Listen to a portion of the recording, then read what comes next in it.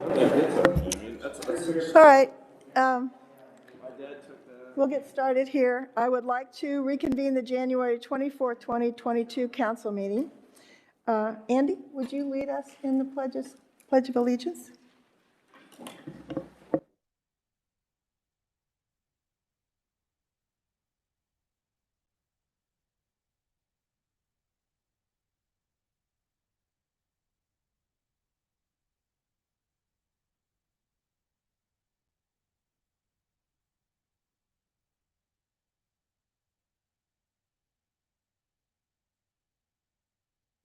All right, tonight we have a special presentation, Dublin Jerome Division 1 State Champion Golf, Audrey Hugh.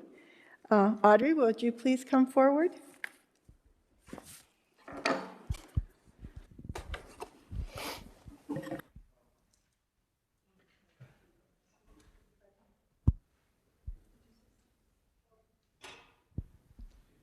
Thank you. We're going to go right over here in the middle. Okay. And we're not going to do anything scary. Okay. So, Audrey, we have a proclamation for you for your accomplishments. So we'll read this. And whereas Dublin Jerome High School girls golf team member Audrey Hugh won the 2021 Ohio High School Athletic Association Division I Individual State Championship on October 23rd, 2021. And whereas a junior, Audrey came from behind on the second day of the tournament to shoot a 67 and claim the medal on the Ohio State University's Great Course. And whereas it was a dramatic finish, that making a birdie on the 18th hole to win by one stroke. And whereas Audrey also claimed OCC Cardinal Division Player of the Year honors with a 67.67 average, and whereas she led the Jerome girls golf team in placing third in the state tournament with its best two-day score in program history, and whereas the Celtics earned its 14th consecutive OCC Cardinal Division title with the team finishing undefeated 28-0 for the fourth year in a row. And whereas Audrey also was named to the 2020-2021 first team by the Golf Week Junior Tour for girls aged 15 to 19, and whereas golf is not the only area where Audrey excels, she scored a 1550 on her SAT out of a possible 1600. That's wonderful. So now, therefore, I, Jane Fox, Mayor of the City of Dublin, Ohio, on behalf of the Dublin City Council, do hereby proclaim Friday, January 28th, 2022, as Audrey Hugh Day. So, in the City of Dublin, and extend our congratulations to you, Audrey, in honor of her recognition as an Ohio State High School golf champion. Congratulations. Thank you. That's quite an accomplishment. That's wonderful. Thank you. So if you want to take off your mask and get your picture taken.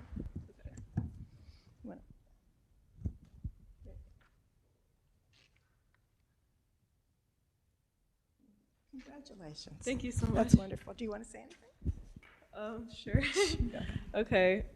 First of all, thank you guys, all those council members, for having me today. And I'd also just like to thank my coach and my mom for coming, and also Mia Ringer, my teammate back there, for coming with her dad. And I guess this whole season kind of has shown me how the work you put into something and how much you want it and how willing you are to accept support and criticism and all that really is what gets you to where you want to be. So yeah, thank you. Thank you. Good job. We're very proud.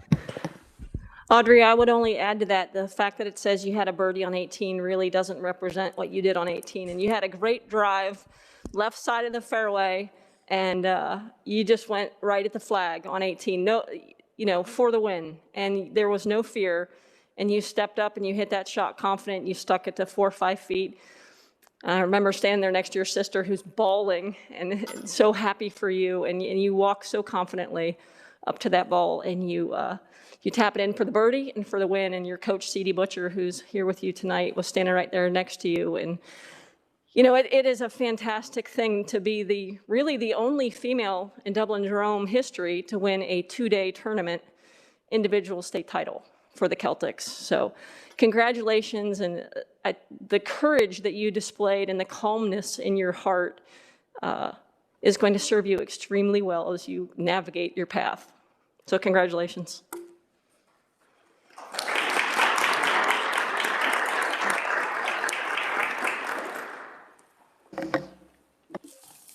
Next on the agenda, Dublin Arts Council, announcement of artist selection for the new Art in Public Places project. David Guion, our Executive Director.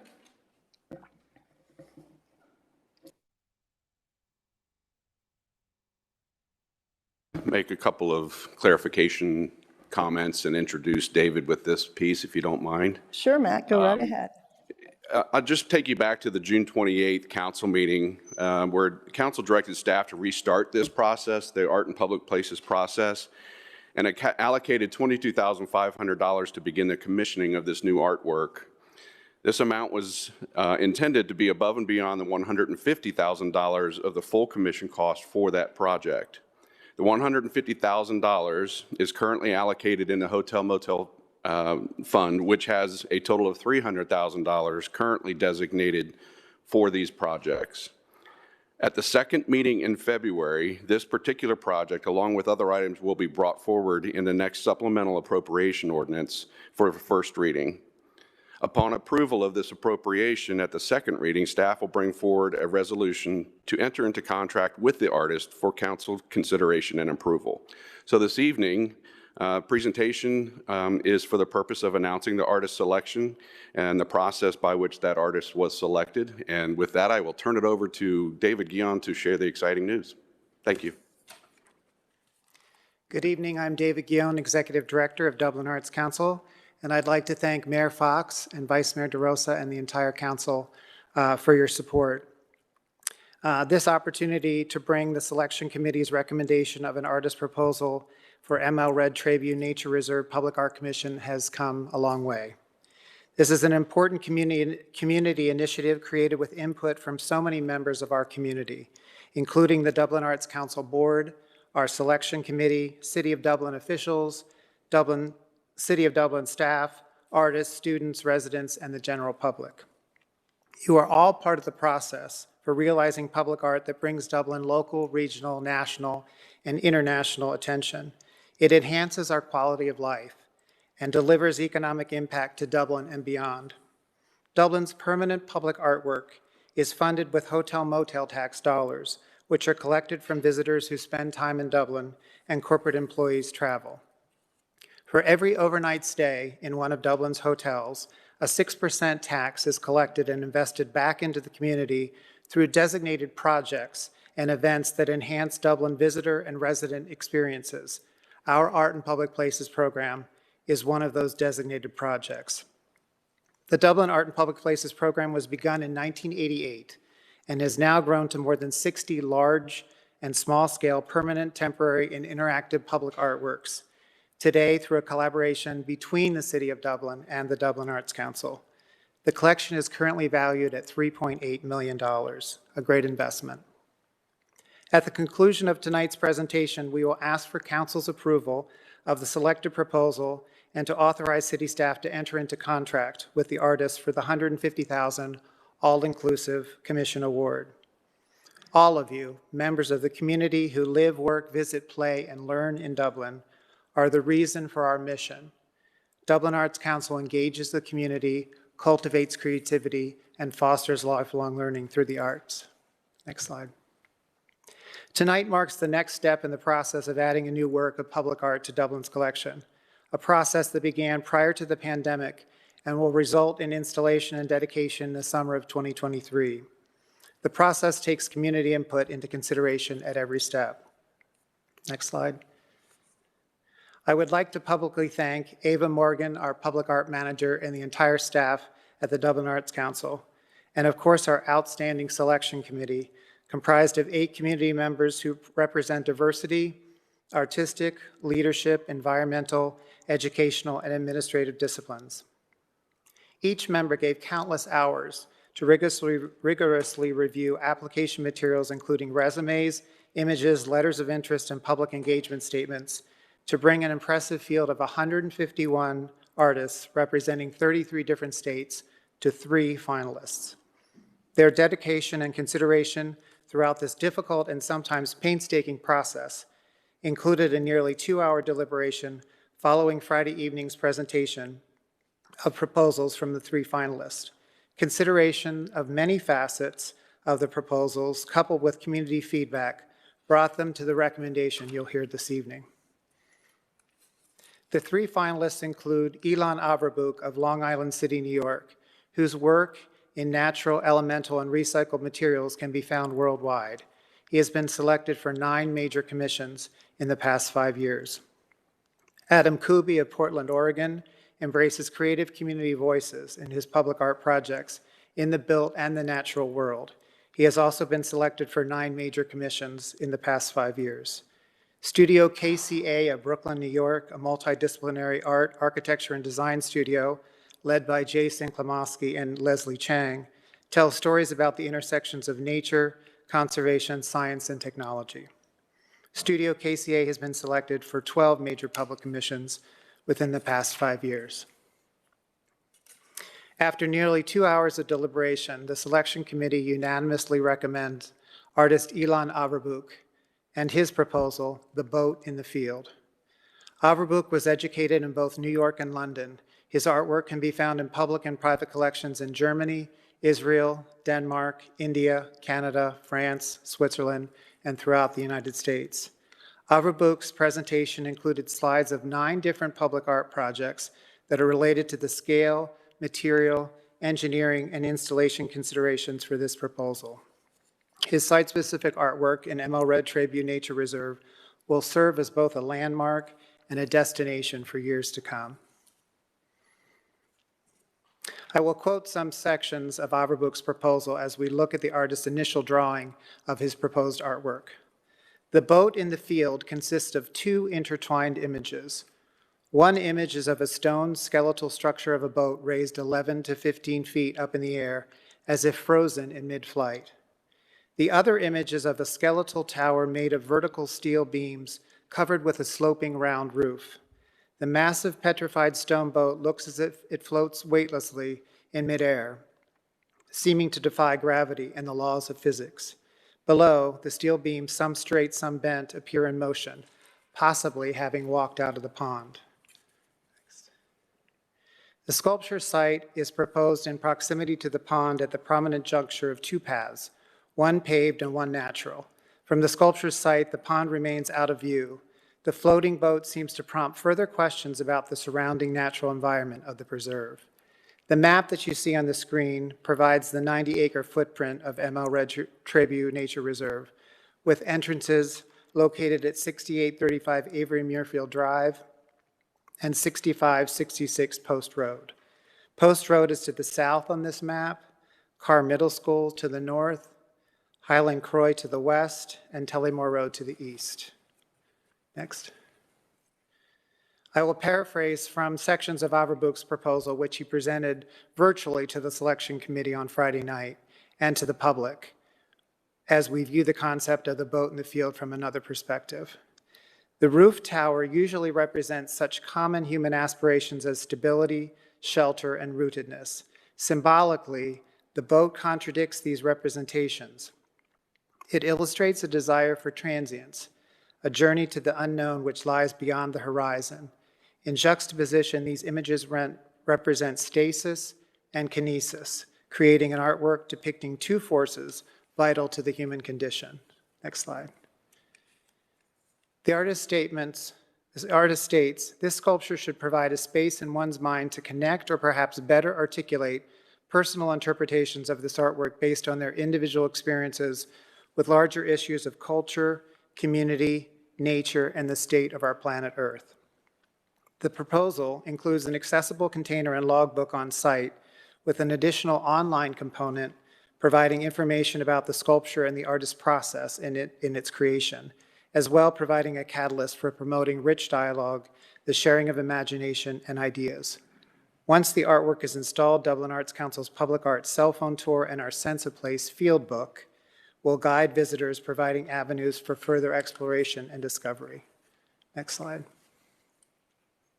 Averbuk proposes using materials with which he has extensive experience, including recycled materials and materials from Ohio. The materials on the slide you'll see are durable, long-lasting, and require extremely low maintenance. Next slide. In the next slides, I'll be showing you an image from each of the 3 artist proposals and will include some insight from the selection committee about the merits and our concerns with each. But before we do that, this image, a close-up of Averbuk's The Boat in the Field, shows steel beams and frame beneath an outer layer of stone connected to the roof of the boat. The selection committee felt this proposal was the strongest aesthetically, raising curiosity and promoting discussion about a range of topics, including climate change. Next. Spring by Studio KCA is a visual metaphor for both the reserve's vernal pools and the passing seasons. Its celebration of biodiversity and the exuberance of life brings to light 160 different species that inhabit the 90-acre park. The sculpture features laser etchings and adjacent QR codes for information about each species. The mill-finished steel and aluminum sculpture would span 32 feet at its widest, and the spring would curve to a point 20 feet above the ground. The selection committee was concerned about the accessibility of information at the top of the sculpture, the aesthetics of the QR codes next to the animal depictions, and the modern, contemporary feel of the sculpture in the nature reserve. There were also discussions relating to safety and the review and maintenance of accurate information about the species included on the sculptures. Next. Artist Adam Kuby's proposal for a project with working title Community Bats provided for 3 bat habitat sculptures throughout the reserve. The artist created a framework of curved corten steel bands that would serve as a support system for community-created bat houses that serve engagement, conservation, and viewing opportunities. The bat houses would be mounted at least 12 feet from the ground, and height would vary, reaching up to 24 feet in height.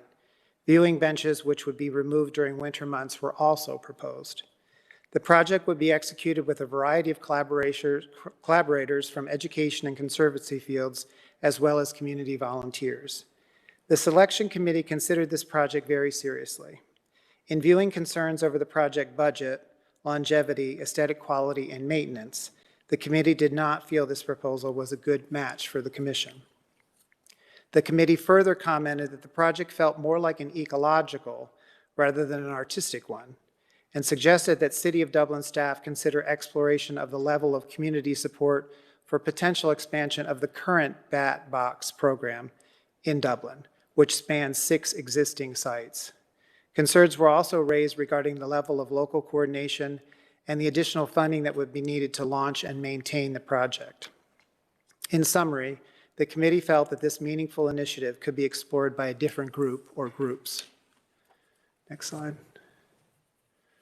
The selection committee was unanimously in favor of Ilan Averbuk's The Boat in the Field, reiterating that the artwork is alluring, raising the curiosity of the viewer. It promotes discussion, response, and interpretations. Viewers can walk through the differing length columns, some of which touch the ground, evoking thoughts of reeds in the water or meadow grasses. It's very interesting to note that the selection committee for Feather Point in Dublin's Kosciuszko Park also selected Averbuk as a finalist from their pool of approximately 150 artists that were submitted in 2016. 2 separate groups of professional juries have been drawn to Averbuk and have envisioned his work in Dublin's public art collection. Next slide. On behalf of the selection committee, I respectfully request the council approve awarding the $150,000 all-inclusive commission to Ilan Averbuk and authorize city staff to enter into contract with the artist for the project to be installed the summer of 2023. In conclusion, I'm available to answer any questions, as is Matt Ehrman. Thank you.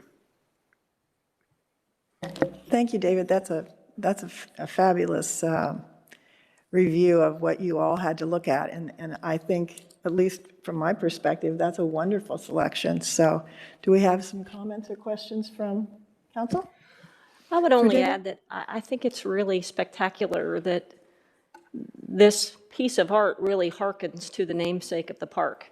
And Red Trabue being the longtime sports writer for the Dispatch in the days when when the sports writers didn't write about the Blue Jackets, but they wrote about the hunting and fishing and the state of our natural environment. And I think that this is really special because not only is it a fantastic piece of art, it's really appropriate for the namesake of the park itself and really the intent behind the donation of that land. So Yeah, that's well executed. thank you. Are there any comments from the citizens about this? Okay, Lindsay? I do have one, thank you. This comes from James Schrock at 6396 Phoenix Park Drive, who says, Madam Mayor and City Council members, I am writing to you in regards to the Dublin Arts Council's public arts proposal. My wife and I have lived near the ML Red Trabue Nature Preserve since 1991 and owned property backing up to the preserve on Phoenix Park Drive in Lowell Trace since 1997.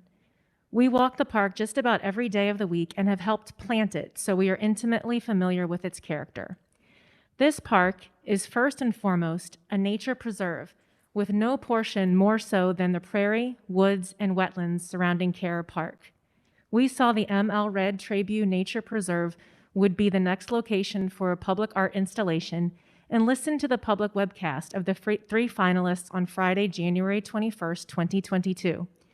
As it seems the decision to put an installation in this park has already been made, we were dismayed that all of the proposals were for installations directly in the most natural area surrounding Kerr Park. We understand that a finalist is to be presented to Council on Monday, January 24th, and we request that as part of Council's review, steps be taken to protect the prairie wetlands portion of the park near Kerr Pond and limit installations to other areas of the park that have already been developed where man-made structures will not detract from the natural beauty of the area. Thank you. Thank you, Lindsay. Are there any other comments? Discussion?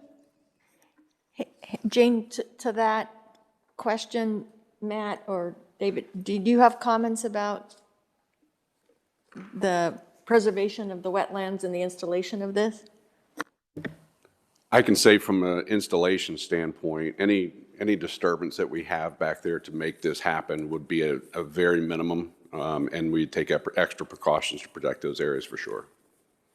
Yeah, I would also add that it's a very highly trafficked area. There's a main path and then like a grass path that goes off. And so it's very public. And it's probably one of the most used areas of the whole 90 acres. So that path that you showed is the existing path, because I walk back that way. That Correct. is the one that's there. You're not going to be creating another new path No, into not- that. Okay. Yeah, I know right where that, I walked that a few times. I think when I saw it, it creates that sense and sensation that I think is what you want to have happen. So I can see why the committee and the jurors chose that one. I think. Thank you. I think it's lovely. Thank you. You know, I think it's interesting, Dr. Dave, that they're using limestone, which is sort of our material for the city of Dublin. The complexity of this is going to be very interesting because of the weight of the limestone suspended up in the air with the corrugated steel. So it's going to be a really tough project to build. I can't wait to see them execute this piece of art. Yeah, I'll show you the other 9 projects that are very similar to this in terms of scale and sort of defying physics. It's he's a real master at it, so Yeah. and a great artist. So. Are you satisfied with the overall maintenance? You know, how for the long term, or is this something? Yes. I mean, absolutely. you're using 2 tough materials. You're using corrugated steel, which just rusts, and you're using limestone. So Yeah. So and potentially granite as well. So yeah. all durable materials that will weather Ohio weather. Any idea where they're going to source the limestone? Will be Indiana limestone, or will they use that? That probably would have an impact on its maintenance.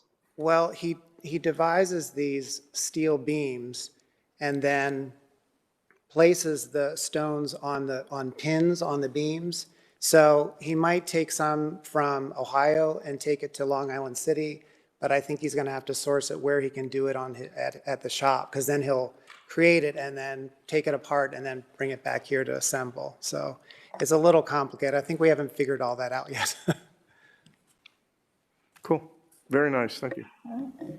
Well, it looks like we're looking for approval for your recommendation this evening. Yeah, Mayor, we don't necessarily need approval for the artist selection. We will be bringing forward to you a resolution to enter into contract and the appropriations for the funding. All right. Well, it sounds like you got some pretty positive comments tonight. Thank you, David. Thank We you. really appreciate the work of the committee and everything they did to try to bring this forward. So it's a lot of work, and it's going to be a beautiful project. Thank you, council, for all your support. I really appreciate it. All right, this is an opportunity for citizens to comment on any topic that is not on tonight's agenda. Lindsay, you don't have anything. Is there anyone present who wishes to make a comment? Doesn't look like we have any. All right. So next to the consent agenda, is there a request to remove any item from the consent agenda? No? All right. Hearing none, I will make a motion to approve the consent agenda items. Is there a second? Second. And Jenny, will you please call roll? Ms. Cram? Yes. Mr. Reiner? Yes. Mr. Keeler? Yes. Ms. Ambrose Grooms? Yes. Ms. Saludo? Yes. Vice Mayor DeRosa? Yes. Mayor Fox? Yes. Introduction, first reading, public hearing ordinance number 01-22. Amending a portion of the Dublin Corporate Area Plan within the City of Dublin's Community Plan to refine the recommendations regarding the Metro Center area. Already said. All right. Staff report, Jenny. Hello. Good evening, Mayor and members of council. Let me get this over here on the screen here. As you mentioned, this is an introduction for ordinance 1-22, which is amending portions of the Dublin Corporate Area Plan specifically for the Metro Center area. And this comes following a recommendation of the Community Development Committee, which helped facilitate this Metro Center Visioning Advisory Committee. And several of the members of our committee are here tonight, as well as our consultant that helped us develop the revisions that are before you. So I'm going to provide some background introduction to DCAP, and then Jamie Green and Logan Stang from Planning Next are here, and they're going to talk through the process that we went through, as well as in the recommendations that are before you for review tonight, and then that we're recommending for approval at the second reading. So as council may recall, the Dublin Corporate Area Plan was approved in 2018, but that was based and vetted over time with a series of studies that really looked at and focused on competitiveness and remaining competitive in our legacy office parks. So that included a number of studies along the way from 2014 up to the time when DCAP was approved in 2018. And the purpose of the DCAP plan, as it was adopted, and as you'll see in terms of the recommendations that were put forth at that time, are, again, really great stepping stones for the recommendations that we have further refined as part of this process. So we're building upon that existing vision. So DCAP purpose obviously was looking at revitalization of those legacy office parks. How do we provide opportunities throughout the city, and the Dublin Corporate Area Plan, which as shown on the map here covers a significant amount of ground, looking at that mixed use walkable environment and how we can then set forth planning goals that help us reach that vision. So reinvestment opportunities, mixed use, as I mentioned, how that fits with our open space connectivity, as well as then France Road corridor and the streetscape, and then making sure the zoning as future steps would be then aligning with that and help us implement that. So as part of that Dublin Corporate Area Plan, there were 4 districts that were outlined as part of that. As you recall, MUR4 was what was before council here before the end of the year, establishing zoning. The area that we're speaking about tonight is a small portion of MUR1, which is that Metro Blazer, which is that olive green towards the top part of the map. So again, as I mentioned, it's really focusing on looking at high employment. How do we retain that? How do we ensure that that has vitality? And then incorporating complementary uses for retail and commercial, as well as residential and recreation. How do we support that? And again, as I mentioned, these are some overarching recommendations that we continue to refine as part of this vision process. That existing plan also then talks through and provided some opportunities and layouts for how this Metro Center area, particularly the inner loop of Metro, what those could look like. So that original 2018 is what is shown on the screen here. So there were 3 options for that, really focusing on sort of 4 pillars of the regulatory process. So as I mentioned, what the zoning process looks like, that mobility, connectivity, development opportunities, as well as site opportunities. Recommendations that were specific to Metro really looked at the France Road corridor and what development along that street section could look like, and then incorporating gateways. Obviously, this is at some prominent intersections of the city, and how are we leveraging that as part of that original 2018 plan, as well as looking at future connections, including a bridge over 270 that would then connect to Metro, so opening up that corridor as well with future infrastructure improvements. And then again, these different concepts show different arrangements of how development could occur, but noting on here that there is, as you'll see on that France Road corridor shown in red, really looking at that France Road area and what could happen there, with a lot of focus of development, redevelopment opportunities there as well. So when we're looking at these and what has changed, so what sort of prompted us to take on this visioning process, really a great opportunity to expand and build upon the previous work of DCAP, looking at Dublin 2035 recommendations, as well as just making sure that we're having the opportunity to look and refine those previous foundations from the 2018 plan. Obviously, the future of work has changed over time, and obviously will continue to ebb and flow as we get through COVID, but that definitely has had some implications as well in how traditional office space functions. So this is a perfect opportunity to look at that and determine how to move forward with this particular area of the city. Obviously, we've had some great regional examples, including one in Dublin, that deal with mixed-use development and the success of that with Bridge Park. Again, the purpose of this is not to replicate that, but to build upon the synergy of a mixed-use environment. So how do we support our office, ensure that's revitalized, opportunity for development, and supporting that with uses that mix well with the office component, as well as then a really great opportunity changes in ownership and occupancy, particularly along that France Road corridor. So really great catalytic opportunity to do something transformative along that France Road corridor, but as an opportunity to look at then other property owners that were within that inner metro loop, and they were part of that committee and helped us move through that visioning process, which was a really great opportunity to kick this off and be part of that conversation. So I'm going to turn over to Jamie so he can talk through the visioning process that we went through.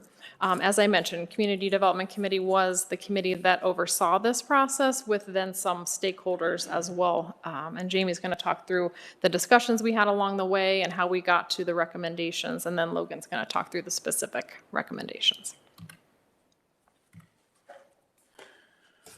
Thank you, Jenny. Good evening. Some of this will be really familiar to a couple of you up there, this work, but I want to make sure we're all on the level set here. So in terms of the process approach, we did have an advisory committee put together. It wasn't just the consultants and the staff working on this. We had an advisory group that included the development committee, included planning and zoning commission representation, property owners and local developers, and the staff helping work through this together. We also had some additional insight from some stakeholders, including most of you here, a chance to sit down and talk about this particular area of town.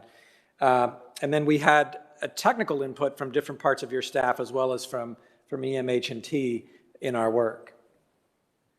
So the process, if you look across the top, really had 3 components. It was like just getting organized, developing some initial concepts and then trying to package it all together, there was research and analysis happening all along the way, because at various times the advisory committee was curious about things, and so we would go and look at that with them.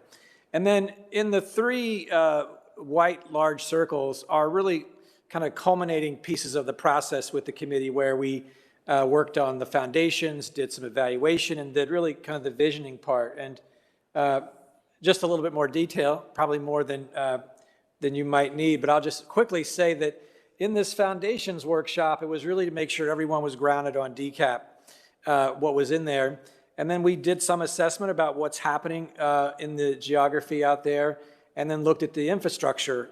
And EMH&T was really helpful because they were looking at the water retention areas. And so we had some other sharing about our work, and then affirmed the DCAP core principles were there. We then moved to the evaluations process, where we really, we really wanted to think about this area as being something more than just another development. Like, it should have some unique character attributes that drive all the, the small decisions. And so we shared with them, themes around sustainability and resiliency, about lifestyle and entertainment, and then about the cultivation and exploration, really sort of an innovative, nurturing kind of place. And then we also discussed some principles specifically for this area together, and got their insight on potential, what we're learning so far, potential revisions to DCAP. And then we brought it all together with them in this Envision workshop, which looked at how do we modify, or should we modify certain parts of DCAP or not. But those recommendations were specific, tried to get more specific about what a theme for this area might look like, and then discuss what would happen in this process together once we were done, which includes being here tonight. So in terms of the vision for Metro Center and the overview, I think that many of you have spent a lot of time probably thinking about this part of town and what it actually means, and how it thrived so much, maybe a few decades ago, but maybe not so much now. And so what are our opportunities here for it to be something different in the future? So these principles that you see here are really DCAP to begin with. Again, we did not see ourselves sort of starting from scratch with this work, but the advisory committee affirmed a lot of this. And it had to do, as you see here, about increasing the density and intensity of development. That if this was going to be what I think I've heard some of you talk about, the 15-minute city, certainly enough geography here. If it was going to be something a little more vibrant than it is right now, you're going to have some intensity in the work. By the same token, even though I know for decades you've seen this as like a great source of fiscal benefit, it probably is not going to be that in the future without some significant intervention. And so making it denser with some different housing types could be a good intent that is there. Amenities and attractions, on parking, we can't, I know you guys know this better than I do, you can't talk about this sort of thing without talking about parking and what you're going to do with the mobility questions. That was part of our discussion. And then this is also related to the amenities, but the open space and areas. Right now, there's some significant ponds out there that are actually not aesthetic. They're functioning in terms of stormwater management. So what do we do about that and connect it? And then again, back to this notion about pedestrian connections. Metro Center right now is, in a statement of the obvious, an auto-oriented pattern of development. And so DCAP says, as we go into the future, it should be different. So the theme that the committee settled on, and I think they saw like the potential overlap with many of them, like the sustainability and resiliency could be in any of these, right? But in this one, it was really about trying to move to a place of cultivation of ideas, cultivation of life, to get to the technology to be part of this for the next generation. So there's an innovation component. And you can see that in these images on this screen, you can innovate and cultivate in the stream in the middle, or in the way you move around, or in the way that you work and live in the community. So the innovation part, the group did discuss about what this meant relative to the West Innovation area, and that these are really different. for those of you who spend some time in innovation, there's a continuum about the kind of innovation that takes place. So this could be seen as a real complement to that as opposed to a competitor. So there were some principles around, these are not the DCAP principles, these are the work of this visioning process, is that given that theme, we really want to inspire a sense of exploration and new possibilities. So the workspaces, compared to the product that's out there right now, could be flexible, adaptable, promoting business incubation, sustaining and expansion, sustaining initiatives, systems and processes, reducing environmental impacts. That seems to be part of your values, and the committee brought those forward. That the workforce and alternative housing options could diversify, not just in this part of town, but what the city has to offer. So if you're looking at talent right now, and talent attraction, retention, there are different products that they're looking for right now that probably don't exist in Dublin today. And if they do, we seem to believe there's more demand for it. And then the mobility and technology pieces here are important as well. And we talk about innovation. This could be a really great place to do some demonstration work that you could then maybe deploy later. So in terms of illustrating the principles, the principles are just words, but there's actually looking at it graphically. The committee looked at a lot of imagery about what places could look like, what they could feel like, but we did some of our own illustration here to maybe help visualize the potential character. And we know that, France Road is of interest to some in terms of what it actually looks like, and the committee spent, considerable time talking about that. The DCAP right now talks about 1 to 2 stories on France Road, and the development folks that we were talking about with the opportunity really felt it was hard to make a viable project with that small of a structure. So the recommendations that you'll see coming forward here actually illustrate a height that could be up to 6 on the corridor, and we think that that's possible in part because of the size of the site, but also the size of the right-of-way on France Road. So just as some reflection here for you, this is the existing development as we know it. And I think it's fairly clear when you look at inside the loop here that it's not being utilized other than for parking in a significant way. So as we go forward, you're going to see less parking and more buildings, and we know that that means, some infrastructure. The other thing I would call your attention to when you're looking at this drawing, when you see others proposed, is that this water and where it's located has been redistributed in different ways to make room. You saw that probably in the DCAP as well, that at the corner, up here at the corner of Franz Road, where the large pond is in front of Max and Irma's, the buildings were placed up there. So in order to really take advantage of that real estate there, something has to be done with that. And so we've redistributed. So on this next map, all you're seeing change right now is the piece that relates to the frontage of Franz Road. And you'll see that the water, obviously had to be reworked, but you'll notice that there's certain principles about the urban character here of the buildings being pulled up to the street, a sidewalk being placed in front of them, but an open, spot in the green down the middle there to see into the site. This seems really important to have this area be a catalytic development, because it'll be harder to have a catalytic development. You can have development, but hard to have a catalytic development that's deep into the site. And so this plus the opportunity right now with Max and Irma's, what's not that anymore, but that building provides us some opportunity up on the corner, but do require some infrastructure. So this is an image looking to the northwest. And this gives you some idea about what that might look like looking into the development.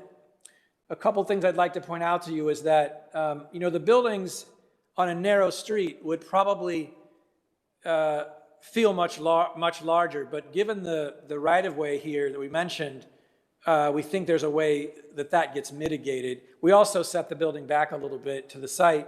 We also, the committee was, felt pretty strongly about whatever you do on Franz Road, that it's not like this large monolithic, structure the same height. So when you look at this rendering, I want you to see that there is trying to express the notion that that's varied and it's not all that steep. Now, so again, it was 1 to 2, and the committee is recommending up to 6. This is pushing it here a little bit taller, but I wanted to illustrate it for you about what that looks like. You can see just above the white car that there is an opening in the gap in the buildings that gets you back to the water feature and gives you access into the site. So the sites here, again, if you recall just about 4 slides back, there was a lot of yellow on the parking. This is just one concept that the committee looked at that shows more development. It shows some parking structure. It's the only way to get that intensity and intensity created. But there's this image, and then just an alternative here, which shows like more housing in the core, and at the edges, some of the office in the office space. But again, you can see that there's grids that actually, some of the grids connect into existing streets, and then some of them, there could be connections, so you can create this larger connected network that gets you into other parts of development and keeps you off France Road for some of that traffic. So I'm going to ask Logan, who is going to give you the very specific recommendations about DCAP. Thank you, Jamie. Good evening, members of council. So as this is an amendment to an existing plan, the one thing that we did want to provide is just a quick overview of what changes are happening within the document itself. And like you heard both Jenny and Jamie talk about this evening, there is a lot that was already within the DCAP plan that aligned with the conversations we had with the advisory committee. So there wasn't a need to go through and holistically change sections. We wanted to document the process that we had, ensure that the vision for this specific area, which was identified as a unique opportunity in 2018, is carried forward, and then really just strengthen these other components within that. So I do want to take a minute to go through some of the recommendations that are put in there, the proposed amendments to this. You do have in your council packet a complete redlined version of the document. So it went through to showcase if text was being removed, added, if there was new images or graphics within that. So if you are interested in looking at specific pages, you should have that. And we'll just touch on a couple of these. Really just seeking to strengthen what's within DCAP, document what's a part of this process, and then find some new opportunities that have been revealed over these past couple of years that the city in this area can really take advantage of. And we broke this up into chapters of DCAP. So the first area that we want to look at is within the land use recommendations. And this is really aligning, the uses, what the type of development would look like, what the building height would be specifically along France Road, but how that also connects both within the Dublin corporate area plan and within the neighborhoods and the other districts that are adjacent to this. What does that transition look like? What is that relationship with the France Road corridor? And wanting to clarify that. And what you'll see up here is we do have a couple page numbers that are called out. This will be consistent. So those are the pages that actually have the recommendations, the proposed amendments within your full DCAP plan. The next section, and this is the most substantial change that you would see, is within those development concepts. So taking out the ones that were identified in 2018, those 3 different versions, and instead focusing in on the 2 that you saw here, the infill development option and the redevelopment options that were there.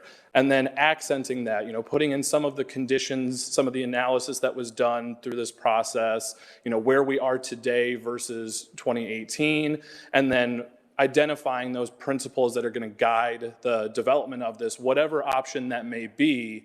What do we want to be the focus of new development, whether it be from the city side, whether it be from the private side, making sure that everybody's aligned with that unified division there. So you will have several pages within this section that have been updated, really just to document everything that we've gone through over the past couple months with the advisory committee. The last 2 sections really being that France Road corridor, what does that development look like along that streetscape, how does it interact with, what's in place today, but also the future options for the France Road corridor. One conversation that we've had throughout all of the workshops with the committee is really what is the future for all of France Road? How is that going to build out with some of the new development that's happening to the south? But what is that relationship going to be for the city as it continues to grow, to adapt and evolve over time? And what are those opportunities that can start to be realized within this development that just set it up for success in the future? And then really within the implementation chapter, the last one, those are some of the specific recommendations, how basically the steps on how this is going to be done. What does that timeline look like? What are some of the more detailed components to achieve the vision that was identified through this process? So there were a couple, that were either removed or just added on to and strengthened to align with the conversations that we had with the advisory committee and really help drive forward that vision. So with that, we're all happy to answer any questions you all might have on this. Questions from council? No, I would like to comment that the mission for this project was really to augment the success of our businesses, which have a 85 to 95% occupancy rate currently. So what we're really trying to do is accomplish future success as time goes on for our stakeholders who are our business people. And that's really what we are primarily concerned with. Want to say thank you to the businesses that participated, because they put in a lot of time to analyze this, which was great. Having their involvement, not it being just a city thing, but a business input. And I think what we were trying to find is a wow factor for, we had great success with the Bridge Street corridor, but we were looking for that wow factor, like why would you want to work here and why would you want to live here and be part of this community? And I think that was fairly well achieved. And actually, I think we went more to the sort of the river type of, since we've already got huge bodies of water that are retention basins there, that are pretty nondescript and rather boring. The idea was to try to elongate these and make this thing a really neat place to be in with some features that would make it fun to live here. So I think that was a general concept. A lot of hours. I want to thank the committee, Andy, Chris, for all the time they put into this to make this happen. And thank you, Jamie, Logan, and you and your staff. Did a great job, I think. So what we want to see is the future success of Dublin in these kind of pods as we go through the city reevaluating our past developments and see what we can do to make them exciting and something really beneficial for our residents. So, thank you. Thank you, John. I failed to ask if there was any public comment. Lindsay, do you have any? Is there any comment here? All right. Further questions and comments? Jamie, Jenny and Logan, thanks for your work on this. Thanks to you guys that helped participate. I have a couple of concerns. I know we talked extensively about housing along the interstate, and that did not make it into this report. And I think in order to be clear to the development community that needs to be incorporated. Nowhere along our interstate do we have housing at present. And I think the discussion was it's really not a very loving thing to do to your population to put housing adjacent to interstate highways. It typically does not age well, and it isn't a highly desirable place to live, and it really doesn't protect the eye test as we're running through the outer belt. So I would like to see some language to that effect added to this. I think that was the consensus of the group. I don't know if we completely captured the vision. We talked a lot about green building and what that might look, and it certainly alludes to that in here, but I think we kind of need to make a decision if we're going to be committed to green building in this area or not. And if we are going to be committed to green building, then we need to say that. And if we're not committed to green building, then we probably need to omit it. And I feel like we kind of get on that path a little bit, but we're tiptoeing, and not very clear in our communications. I do have a little bit of concern that on this small of a parcel, we take 64 pages to describe what we did. This is one of, I don't know how many overlay districts this will end up being. You know, if we do, we've done 2 in this very small portion of town. And if we write 64 pages for each of these, we might have 10 at the end of the day. And I don't know if we can expect our development community to read through in excess of 600 pages of data to determine a site that they might be interested in this location. So I'm wondering if we can't condense some of that information or you know, maybe have a user guide or something that could communicate the intent of the area and the intent of the uses in a concise way to just make it more marketable. I know if someone handed me you know, if I was considering 3 sites and this one came with 64 pages to read, I probably would read that last if I read it. So those are my thoughts, but I really appreciate the work and I appreciate the partnerships and all the work that's here is good. I think just in some of the ways we express it to the outside world, we have a little bit of work to do. Thank you. Actually, I had a comment that piggybacks on what Ms. Grims just said. So I was thinking it was very lengthy. I know we're just looking at just the little inner metro loop. And my suggestion was maybe to remove some of that process and background. I don't think they need to know 3 pages of what we did in 2018. That was my suggestion on how to shorten it. We could make that information available. It's still good information if people want to know, hey, how did you get here? But I think we should just tell them, here is where we are in this particular document. I think we need to try to keep it as concise as possible because I noticed, I incidentally was at the planning and zoning meeting last week and I noticed they take this document literally.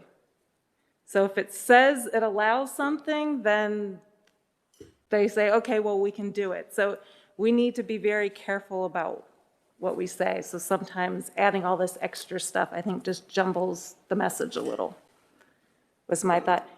And my one other thought, and I'm coming late to the party for this, but I got a lot of heartburn on a 6-story building across from the 2-story apartments.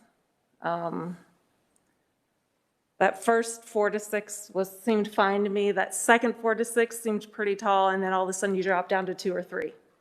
And so I know you're probably trying to make a mirror image on the north and south side of that loop, but I don't know if in your process you talk to those people that live across the street in the multifamily that's 2 stories, but I have heartburn on 6 stories. And if we say in there, you're allowed 6 stories, the developer will come and ask for 6 stories.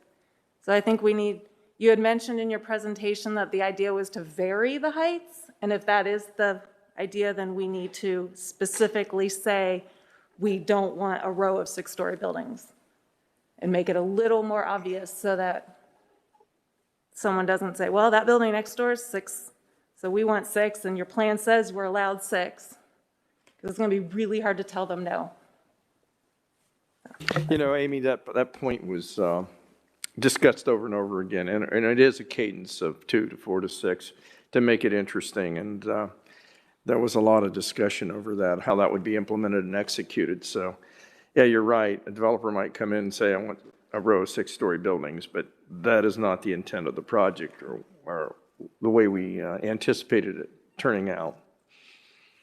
But I'm still glad that she mentioned it because that is exactly where I was having some heartburn myself. Amy, I think you pointed it out very succinctly. I also agree that it's probably too long and that there's some of the background stuff I think we could take out. I think that's a really good suggestion. Kathy? I had a couple questions and then a couple of comments.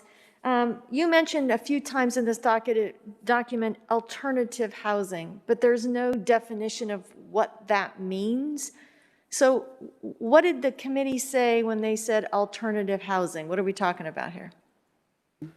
So again, I think we were looking at, there is no housing currently there, so would there be options for workforce housing or some other type of housing that is supportive of office users. I think part of that, knowing that we're working on our housing study as well and waiting for some of the data and information from that to understand how we're going to implement that within our various areas of the city. So we left that open-ended. The committee did have some discussions about what would be appropriate there and how to, fit these in for the future, but we left that opportunity sort of open for the results of the housing study and how that would fit together. Does it specifically, I'm sorry, go ahead. Do you want to comment? I was just going to say, I'm not sure where you're citing alternative housing, but I would say housing alternatives means something different than alternative housing. And just like Jenny said, it's really offering a variety of different housing options or choices.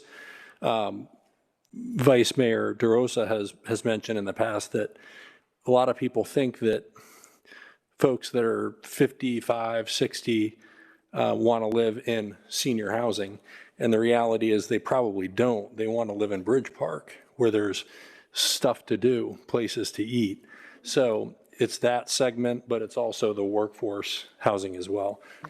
Yeah, One of the recommendations, to clarify here, talks about variety of housing types for sale and for lease options for the district. So it's, again, looking at those various pieces and how they could all play a part here potentially. And I think, thank you for that clarification, because I think, yeah, maybe there's too many words again here, maybe some more succinct definitions of this.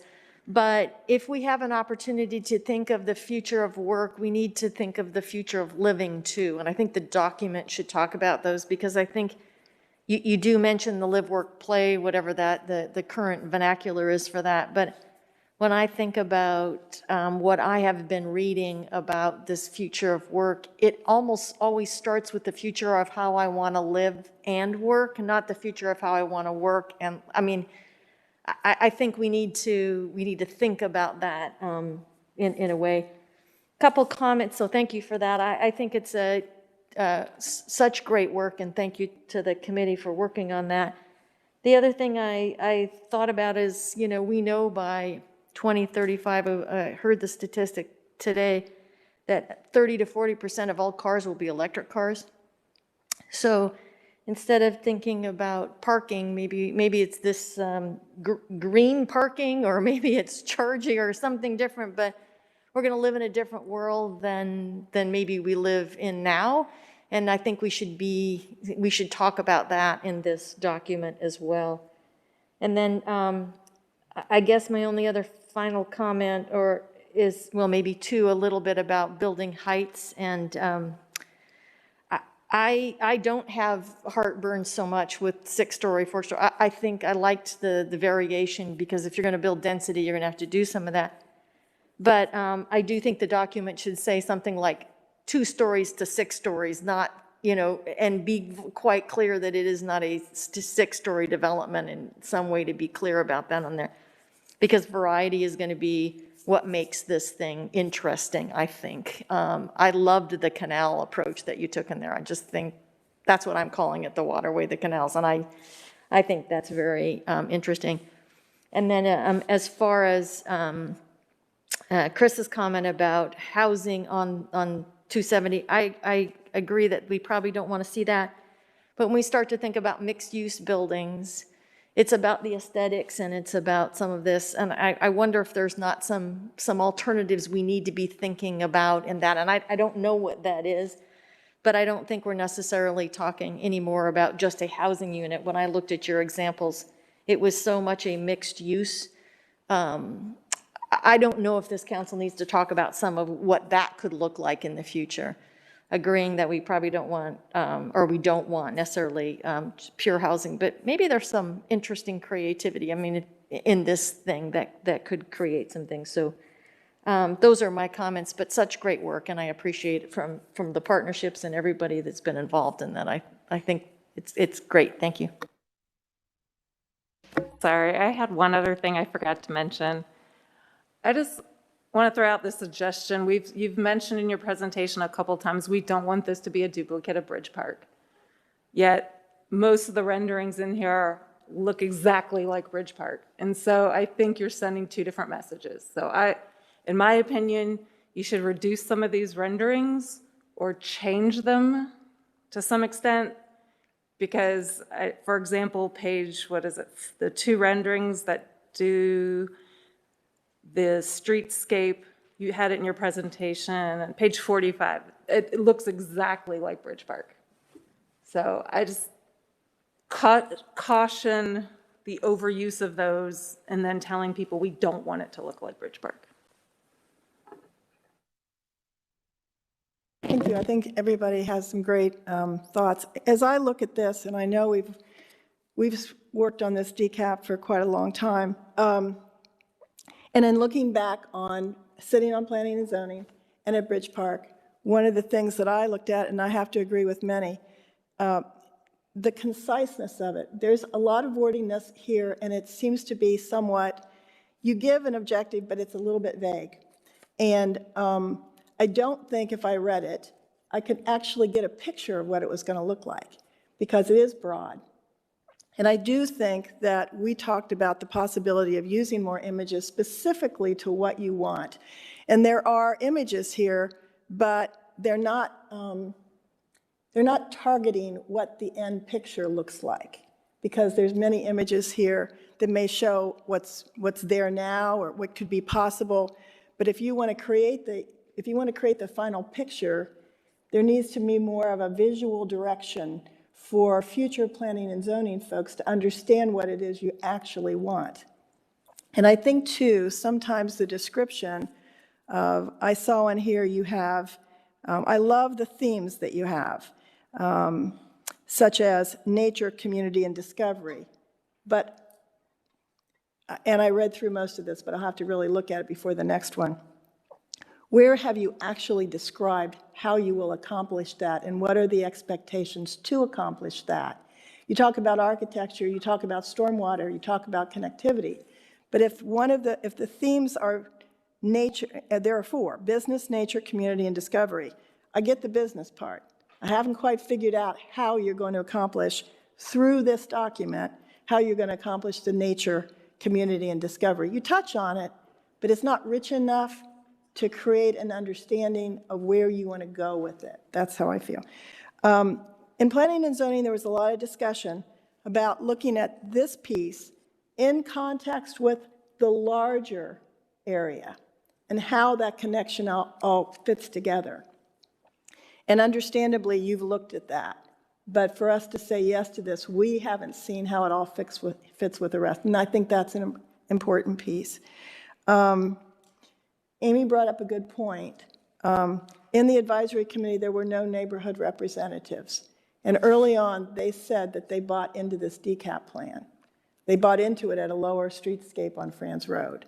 Now, it may be very appropriate and for it to be higher, but I think it's important to get a little bit of input, since they said yes to the plan and asked us to go forward, that we at least have a conversation about, what that might be acceptable, because you don't want to get far down the road and then have a roadblock and everybody goes, no, we don't believe in this, because this is a partnership. So those are my thoughts right now, but I think there's great work here, and I think we've got plenty of more work to do, but I think, we're going to get there. So any other thoughts before we? I have some questions, Sure. if I may, or just some clarifications just to make sure we're addressing everyone's concerns as we move forward. So I think in terms of the conciseness, we'll start with that. That seems the most simple one to do. So yeah, definitely. I mean, this document is the entire decap plan, so 64 pages is not devoted just to Metro Center, just so everybody's clear.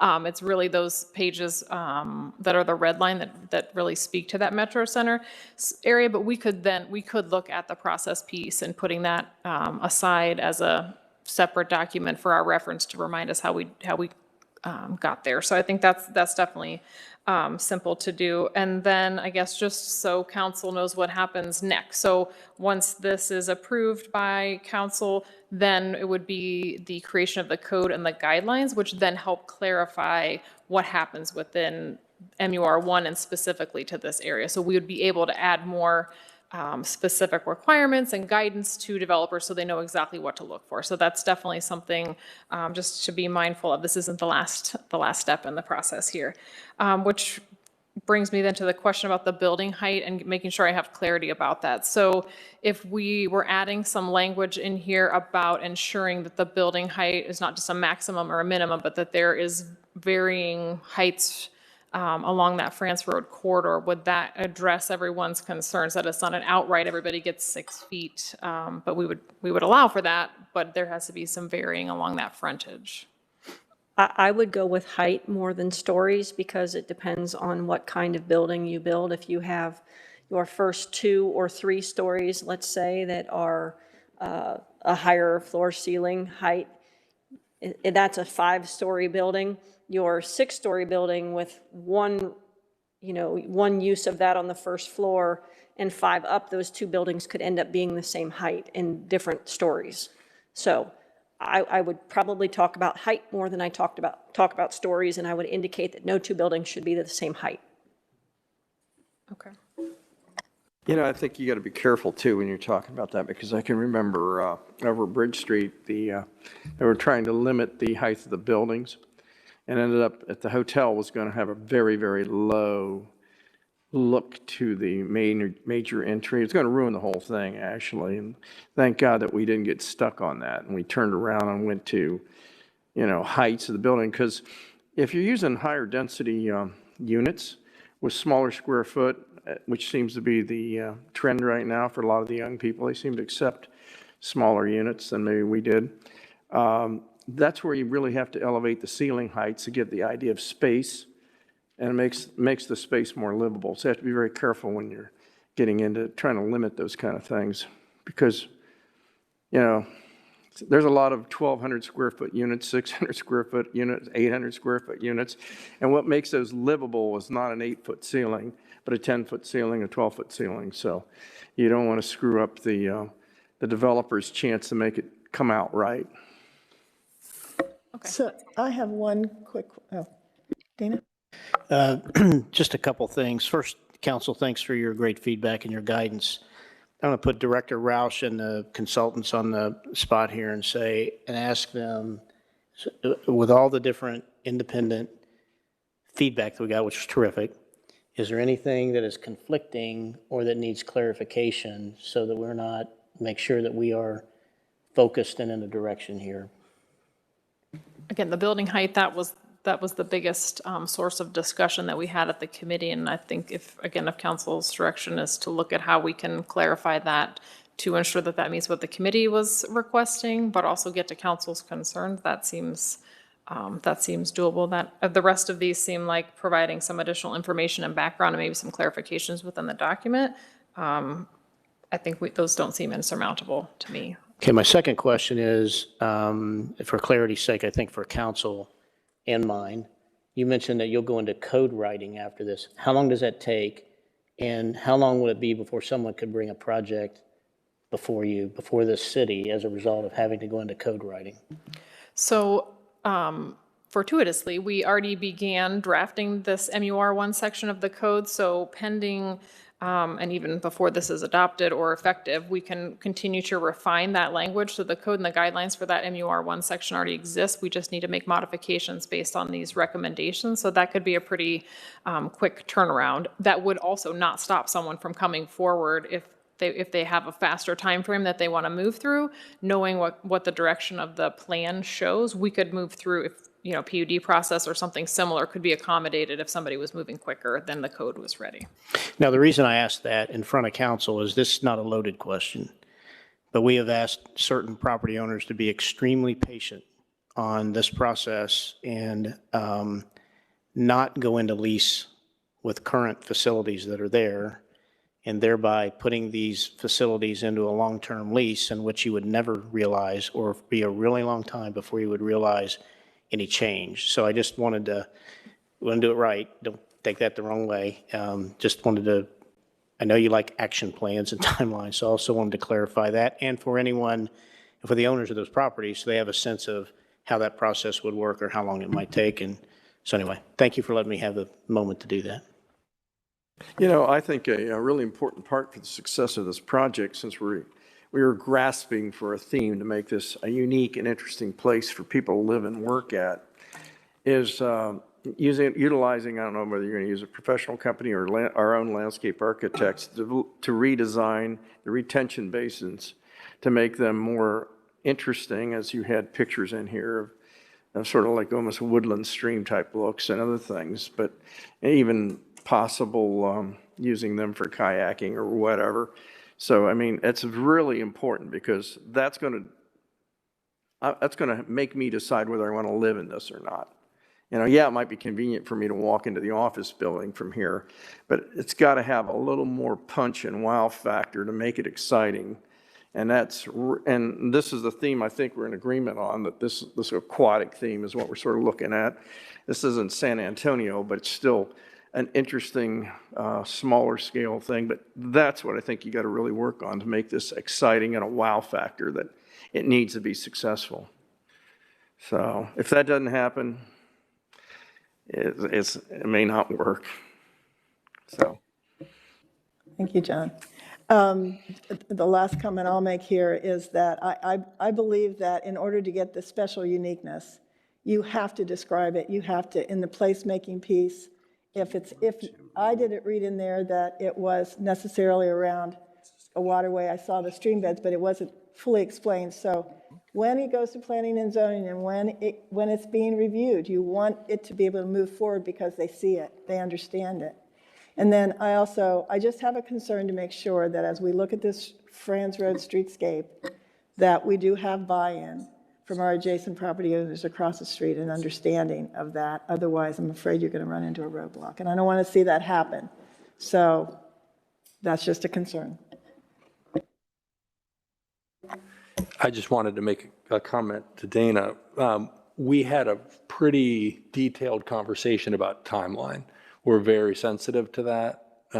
So we're doing everything we can to move the ball, and the planning department is as well. Oh, yeah, and I certainly recognize that and hope my comment doesn't lack of appreciation. I know how much y'all have put into that, but thank you.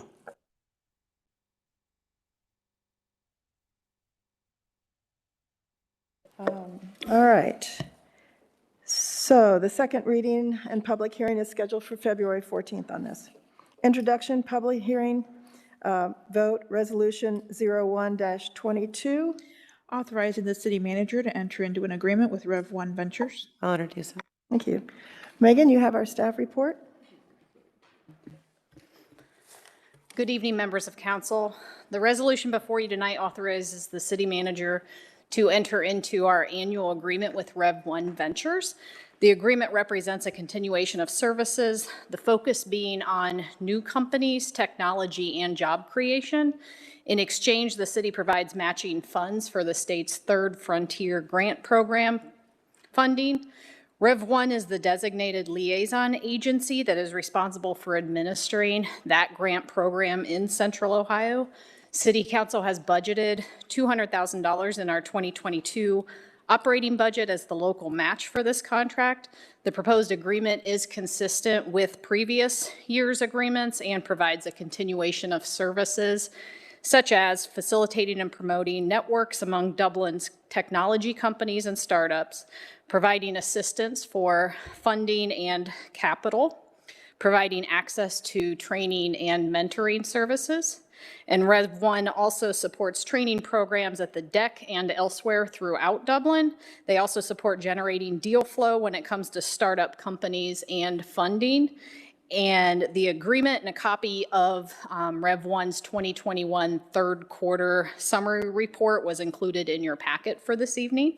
Staff's recommending approval of this resolution, and Christy Campbell, who's the Chief Operations Officer with Rev 1 Ventures and who is also a Dublin resident, has joined us this evening, and she would like to say a few words and then assist with answering any questions you may have this evening. Thank you.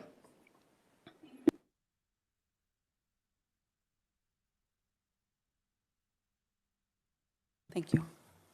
Got to know how to use the equipment.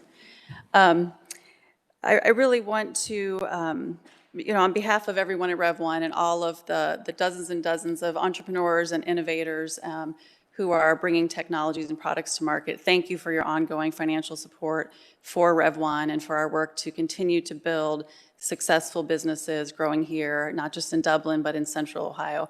In your information, you have a lot of stats, probably way too much detail. We suffer also from providing a lot of detail in our reports, but I do want to point out that the impact goes well beyond the city of Dublin, and that the work that we do really affects the trajectory of the growth of Central Ohio as a whole. We recently reached a really impressive milestone in our work in that we funded our 130th unique company. So we've invested in 130 unique companies in our time as Rev One and deployed $68 million in venture capital just through our funding. If you look back when our CEO was recruited here to Columbus many years ago, I think he had his 10th year anniversary just over Christmas. The hope in the region was that we may be able to bring a $5 million fund to concept and pre-seed companies. And so to look now, being able to have $130 million in capital under management is a really big accomplishment. But more importantly, those 130 companies that we've invested in have gone on to generate a $3.2 billion impact to the Central Ohio region. And that's through the revenue that they generate, the capital that they attract, and all of the combination of that goodness that it brings to the region. I did want to call out, when Meg and I were talking on the phone the other day, another important program that I think is probably flying under the radar right now that is a really important and growing program. In March of 2020, we partnered with the state to think about how to start creating more pathways for talent into entrepreneurial companies, because like a lot of companies in Columbus, we suffer from the talent gap, especially in these very technical skills, and also skills of folks who want to be in that type of a company. So we launched an intern and fellows program that March, right when the pandemic hit, and so we were forced to take that virtual from day one. Fast forward to, it'll be 2 years this March, we've placed 200 interns into startup companies, and 21 of those internships have been with the Dublin companies. So really excited about the growth of that, and continuing to be able to do this work, because the city of Dublin is one of more than 45 public and private sector partners who are supportive of the work that we do every day. So with that, I want to thank you again, and I'm available for any questions that you have. Thank you. Do we have any questions? Andy? You may have heard we have an exciting project planned at Metro Place. Would you care to open a satellite office there? I think you'd be a great tenant. Well, we've been talking about that, having a presence here for a long time. I think we would definitely be open to that. When I saw that plan on the agenda tonight, I hadn't been very connected to the work that you were doing there. I actually have worked in Dublin-based tech startups for half of my career, so 10 years I spent in Dublin, and most of it was in one of those buildings. So I think it's a really, really great priority, and I think when we look at the companies, so Dublin has the most startup clients outside of sort of the core, which is where the most density comes for any startup community. People want to be here. They want to be in Dublin. They want to take advantage of all that it has to offer, but you need to have the ability to attract the talent. So having the work-life balance and the connectivity even to Bridge Park. So I think that plan will very much foster the continued growth of our work, and we would be happy to support it in any way possible. Thank you. Go ahead, Kathy. Wonderful. Well, thank you and congratulations in 10 years. I remember when it all started once upon a time ago, and you've done amazing work. So congratulations on that. I thought maybe I'd put you on the spot since you're here and have lived through a pandemic and growth here. So your thoughts a little bit about the future of entrepreneurism or the future of work and what you've learned and what you guys are going to be focusing on this sort of next year in addition to the wonderful apprenticeship program? Well, thank you for the question. We've been asked that a lot over the past couple of years, so I don't feel like I'm on the spot. I think from just looking at how the pandemic has affected the companies that we work with, if you think about where we have a lot of density, we have a lot of enterprise IT, software as a service companies selling to the big, very diverse corporate base here. And we also have a lot of life science and healthcare IT companies. So, a lot of those companies are going to continue to see the growth in their markets. If you think of healthcare and healthcare IT and basically taking the ability to better communicate with your patients and putting that putting those records and things online. UpDocs is a very good example of that. I say was only because, they're no longer a day-to-day client of ours since they've exited, but still a very good example of that. And then from, those other software companies, I think the ones that we're seeing that are having a lot of success are those in industries where you're seeing growth. So AI, artificial intelligence, workforce, connectivity, security, and areas like that. From how those sort of, change in the workforce and talent and what their expectations are affecting the company, I think that continues to be a struggle. Like Rev1, most of our companies have shifted to a hybrid model, and they really are listening to the wants of their companies. But just using our innovation center on Kinnear as an example, when the pandemic first hit, we have 50 companies in there. And we went from 90% capacity with a waiting list for certain spaces down to about 60% capacity. We're back up in the high 80s again, nearly 2 years in. So that feels like a very telling indicator that even if folks don't want to be in that space 100% of the time, they do need to be there to collaborate and to come up with solutions and onboard new talent. So those are some of the things that we're seeing. Thank you very much. It's really amazing. We consider ourselves a very innovative city, and Dublin has invested $2.95 million, while $239 million has come back to us through the work and the partnership with you and the organization. There aren't many cities that are able to help people lift themselves to a point where they can develop these businesses, and what a great partnership. I think we're leveraging 128 to 1 with the dollars. So I think the public should hear just how successful your organization is and how just giving a little bit of seed money to someone can create a ripple effect that's just amazing. So we thank you for that. We're trying to do a little bit better job of telling that story. If you are a reader of the American City Business Journal, there's actually a fairly large supplement coming out this Friday where it talks about not just our work in Central Ohio, but our peers across the state and the work that they're doing. So thank you for calling that out.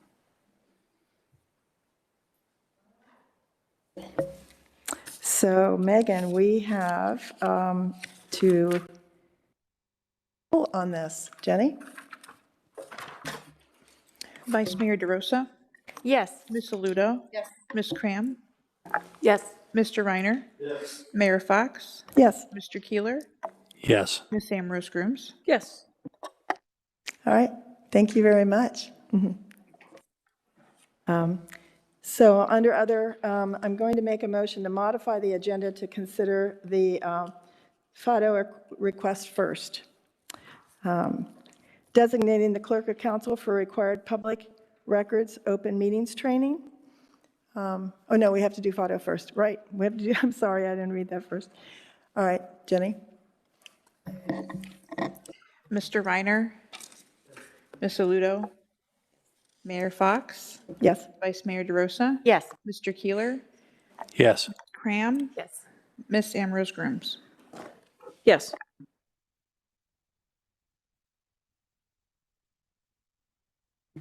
Good evening, members of council. Thank you for considering this request. Ian Montgomery, who's the gentleman who requested this tonight, he just flew in from the other Dublin yesterday, late yesterday, so we'd like to get him reacclimated to the U.S. here and get him set up for this. So if many of you will remember that the FOTO event in 2020 was really the first event that kind of got hit by COVID, the same weekend that we had our events of St. Patrick's Day. And we all still remember having to go over and talk to Ian and let him know that unfortunately he couldn't hold the event that year. So we're excited to be able to bring FOTO back to be able to have their street party. It was very successful in 2019, and I think they learned a lot of lessons and have some new things they want to do. And so the request tonight is just to be able to serve alcohol on the public property of the streets. And Ian is here for any questions. Is there any public comment on this particular request? Seeing none? All right. Ian? Oh, did you want to make your comments? No, again, glad to be back at this time that we can do stuff like this again. You guys have always been great supporters of everything we've done so far. since we opened in Bridge Park. So again, just asking for permission to hold a St. Patrick's Day event this coming March. Any questions or discussion from council? All right, I will make a motion to approve Fado Pub and Kitchen's request for an alcohol waiver on city property for their St. Patrick's Day weekend festivities on March 11th and 12th. Is there a second? I'll second it. All right. Jenny, would you please call roll? Ms. Cram? Yes. Ms. Aludo? Yes. Mr. Keeler? Yes. Ms. Ambrose Grooms? Yes. Mr. Reiner? Yes. Vice Mayor DeRosa? Yes. Mayor Fox? Yes. Thank you. All right, thank you all.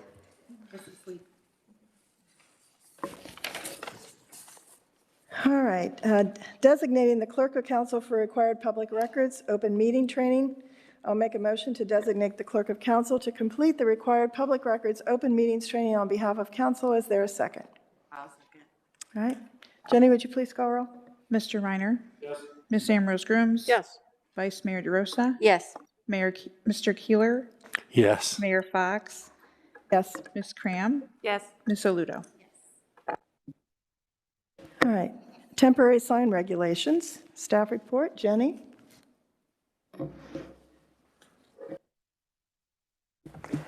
Good evening again. As you mentioned, this is an item related to temporary signs, and we wanted to bring forward to council this item for consideration and discussion tonight. Sorry, there we go. So as council may recall, council approved amendments back in April of last year related to our sign provisions of the code, specifically related to temporary signs, which was looking to align our regulations with the Reed v. Gilbert, which ultimately took some wholesale changes of our temporary signs related to definitions, defining temporary versus permanent signs, sign classifications, material standards, and then looking at the requirements of each particular sign type. And the item that we are bringing forward tonight is related to the non-residential for sale for leasing period sign. So following the effective date of those amendments back in April, and then ultimately the implementation of the new requirements, we have been contacted by a number of commercial property owners, brokers with concerns regarding the provisions that were changed. And we wanted to bring that forward for council's input and discussion. I have a quick comparison here, which was also included in your packet, that talks about the specific changes to this particular sign type, which was discussed heavily as part of the Planning and Zoning Commission, Community Development Committee, as well as council as part of this review. So wanting to provide this clarification and comparison for you tonight. So the biggest changes that are reflected when you compare them relate to the number of signs that were previously permitted versus the new ordinance. So it used to be per frontage. So if you had multiple frontages, you could have multiple signs. The new ordinance is one per parcel. So you're obviously limited to one, no matter how many fronts that you have. Our previous requirements in terms of size and height varied based on also your amount of frontage and type as well. As part of the discussions, Planning Commission and Council amended the ordinance to look at smaller sign sizes and heights, no matter the frontage as well. Again, with the goal of that visual clutter and helping to minimize that. The most significant change, though, was related to the duration of signs. The previous code would allow the sign type to be renewed on an annual basis, with then the removal after 14 days of sale or lease, whereas the new ordinance would only allow you to have them in 30-day increments and not more than 90 days in a total year, which again, when we discussed this with Council and Planning Commission, the concern was these signs were perpetual, so they were not temporary, they were permanent, given that something is always for sale or for lease. So the more restrictive duration time frame was trying to get at containing that a little bit better. So that's where we ended in terms of what the current ordinance includes. So as I mentioned, we have had the opportunity to meet with several commercial property owners and brokers who raise concerns about these new duration requirements, as well as the restrictions in terms of size, number, and area and height as well, that has significant impacts on the marketability of their properties. And obviously, as part of our discussion, understanding that there is a online tool that's available, but from their perspective, a physical sign is something that's still critical to their operations. So pushing back and requesting some input from staff, and then why we're here before you tonight is to share those concerns as this has been implemented, and their concerns about the impacts of that on their ability to sell and lease commercial buildings within the city. Following that meeting, we did some additional benchmarking. So we had done some initial benchmarking as part of P&Z's review, but did some additional benchmarking just to look at, are there other alternatives? How do other communities handle that? Again, in our review, a majority of the duration requirement, which again is the biggest sticking point, it seems to be, is what our ordinance used to say. So it was based on the number of days after sale. In terms of the ones we looked at, we did not see any that were restricted to a total set number of days, just for council's awareness. And then in terms of the dimensional requirements, it really depends on the community. So it runs the gamut of a set size or a size versus frontage requirement. So it really just depends. So there is a lot of variety there as well. So as part of that discussion, we had requested that the commercial representatives that we met with talk through some potential outcomes for council's consideration and feedback before we take this any farther and propose amendments to be considered. Was, again, council's interest in reconsidering the code and the requirements that are within there, looking at opportunities for, if that is the case, then should it continue to be a reduced size and height, but with less restrictive duration requirements, as well as then looking at, we were provided some information as part of those discussions that there is a particular community that has a consistent sign design, so that all these signs look the same standard in terms of color, size, and height. And that way it's very uniform and looks much more aesthetically pleasing, which potentially gets to council's concerns of what that looks like. So this evening, we're here to get some feedback about these requests and whether council would want to reconsider that. And if so, the opportunity to refer that to the Community Development Committee. That's where this started. So that opportunity as well. So I'm happy to answer any questions, and there are a number of commercial representatives here tonight to share their thoughts with council as well. All right, public comment on this. Do we have anyone who would like to speak on this? Yes, Mayor, I have three you have individuals who have signed in to speak this evening, beginning with Michael Capella.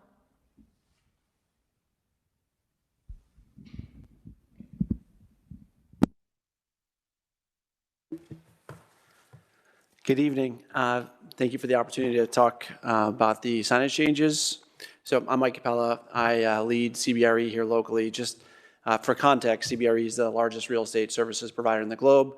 The local operation is the largest real estate services provider in Central Ohio. We employ about 275 people. We have about 350 listings. And we manage about 18 million square feet here in Columbus. Of that 18 million square feet, about 1 million of it is in the city of Dublin. And we don't own anything. We really are just here to talk on behalf of our clients that have made significant investments in the city of Dublin. So just want to, I guess, set the table on the commercial real estate industry as a whole. I think there's been some misconceptions around there being an online database that both brokers or the public can access with, I would say, 100% or even 90% accuracy. And unfortunately, that's false. So brokers traditionally have 3 service providers that they can access to look for commercial properties. Locally, that's Crexi, Catalyst, and CoStar. We pay tens of thousands of dollars a year to be able to access that information. Unfortunately, none of those are complete. So when we are looking for property in Dublin, we actually have to run a search on all 3 of those. And then often we'll be calling the folks in the economic department in Dublin and asking, hey, what else is on the market? What else is there? And often our agents and our clients are driving the market to see what's there. The big issue, I think the concern we have is not necessarily the broker's access, but it's really the public's access, because the databases that I've talked about, the public typically does not have access to those databases. The databases that they do have access to, they typically have to pay for, and they're very, very expensive. So in the instance that somebody was looking for space in Dublin and went on a search, they typically would have to go pay for access to see what properties were available in Dublin, what properties were available in Westerville, and then make their comparison there. In the event they were looking in Dublin, they might not necessarily be able to find the properties they're looking for because they might not necessarily be listed, or they might not be able to sign up and they wouldn't be able to tell if that was available. So traditionally, people are looking for space in three ways, which is they're going to search online, like we talked about. They're going to be calling a broker, which they do all the time, or they really just do drive around. And I will tell you that most of the searches start with somebody driving around. I think we heard about that really amazing property that you guys are considering in Metro Place, and just think about that none of those properties that you're talking about developing would be able to have a for lease or even a coming soon sign up there, which we see to be as problematic. So just in talking about the marketing, I think we feel about 1/3 of all of the activity that we get does come from calls. They don't necessarily always lead to leases, but in general, it's a mix of phone calls, email inquiries, online searches. But phone calls from signs really does drive a lot of traffic. And I think one of the things that we want to stress is that it typically takes about 12 to 18 months to fill a vacancy. And that's one of our challenges around the timeline for the 90 days, which I'll dive into here just a little bit more. So who is the new policy problematic for? We broke it down in a couple different categories. So property owners, we really think it limits their ability to market the space. The policy of 30 days on, 30 days off, 30 days off is really challenging for a small business owner, and it's really expensive. So if you were to pay a sign company to come and install a sign, take it down, put it back up, take it down, it almost triples the cost of what one sign would be. So we think that this policy actually impacts not necessarily the commercial brokerages that much, but really the people that own and operate commercial property here in Dublin. So we wanted to point that out. We also think it's really confusing. I just think if you were to look out your window and you see a for lease sign, and then 30 days the sign comes down, and then it comes back up, and 30 more days, and it comes back down, it just doesn't really send a message, is that space available or not? We think it really impacts how potential investors are going to be looking at the city of Dublin. So traditionally, we work with large portfolio owners. So when we're talking about somebody that owns 1 million square feet, that would be valued in the the hundreds of millions of dollars. When they come in and they underwrite what the vacancy would be in a property that they have, they'll ask us, how would we fill that vacancy so they can increase their income? We would be talking about that it's more challenging to do that here in the city of Dublin because we don't have the ability to market it like we would in other places. So we do think that this policy makes it a little bit more of a disadvantage to do business in the city of Dublin. Frankly, we think it's harder for the economic developers. Dublin has one of the best economic development departments in the city. In the same sense, when we talked with your folks, they don't necessarily have all of the information, and they also admitted that they have to drive around and look at signs as well to gather and build their own database. So the fact that there wouldn't be signs up to take a look at what's available would be really problematic. Developers and landowners, think about how would you market a piece of ground if there's not a coming soon sign. Also, most of the land that's available does not have a physical address. So when somebody would go look for that piece of property online, they would not necessarily know what address to put in to find that information. So we think that's challenging. So what is problematic about the policy for us? I think certainly the size piece. I think we understand that we want to limit the size of the signs, but if you own a piece of property and that faces 270, there's a big difference between that and having a piece of property on Franz Road. And so we do think that parcels that are a little bit larger or do have that larger visibility should have the opportunity to have a larger sign and gain some of that freeway visibility. In the same sense, the Ohio Division of Real Estate governs how and what we can put on signs, which means that the broker name has to be the exact same as the salesperson's and the phone number. When we're shrinking the size of the sign, it actually becomes really problematic because we have to keep everything the same size. And what we want to be able to have is to be adequately showcase that phone number so somebody that's driving by can get that information. But the Ohio Division of Real Estate kind of dictates what that looks like. So we wanted to share that with you because it's challenging. Again, the 30 days on, 30 days off. I have a staff of 275 people. We can figure that out. If you're a small real estate company or if you're a small business owner, there's a lot of bureaucracy that has to do with just putting up a real estate sign. So we think that's an issue. It's also really prohibitive. I talked about it from a science standpoint, and then it's confusing. And then last, on the 90-day piece, we understand that there's been signs that have been up for 5, 10, 15 years, and we totally get it.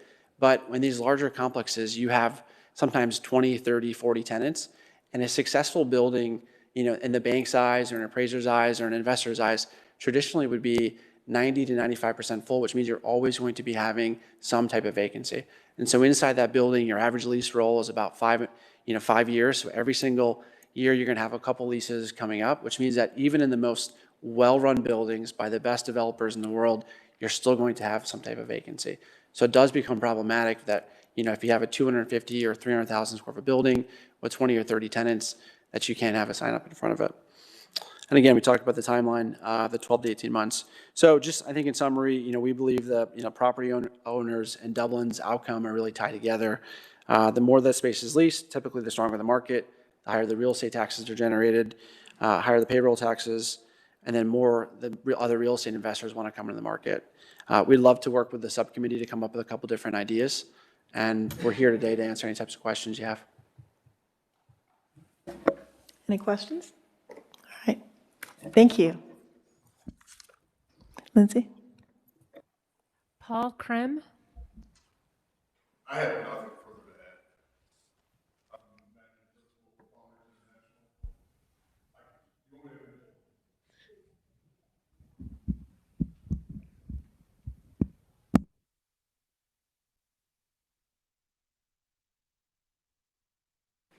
add. This? Yep.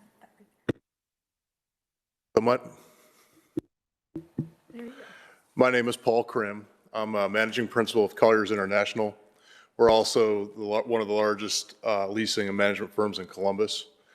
I really have nothing further to add, but I think what's key, one thing I'd like to emphasize what Mike shared is that an effectively managed and leased building never typically has all the tenants rolling at the same time. And because of that, we have this situation where we usually want to be at 93 or 90%. And as a community, if we're at 90 or 93%, that's great. And it's very rare that we're in a situation where we're at that occupancy all the time. The other thing I would add is when we first started some of these conversations, I think one of the drivers was the appearance and the aesthetic. And obviously, as two of the largest firms in the city, we have a vested interest in making sure our signs are aesthetically pleasing and are happy to adapt to that. I will say there's times when I've driven through different markets, not just in Dublin, where I would be embarrassed to have a certain sign up. So that's really all I had to add. I don't want to belabor the point. Michael captured most everything we talked about. Thank you. Thank you very much. Appreciate that. Lindsay, did you have one other? One other, Matt Starr.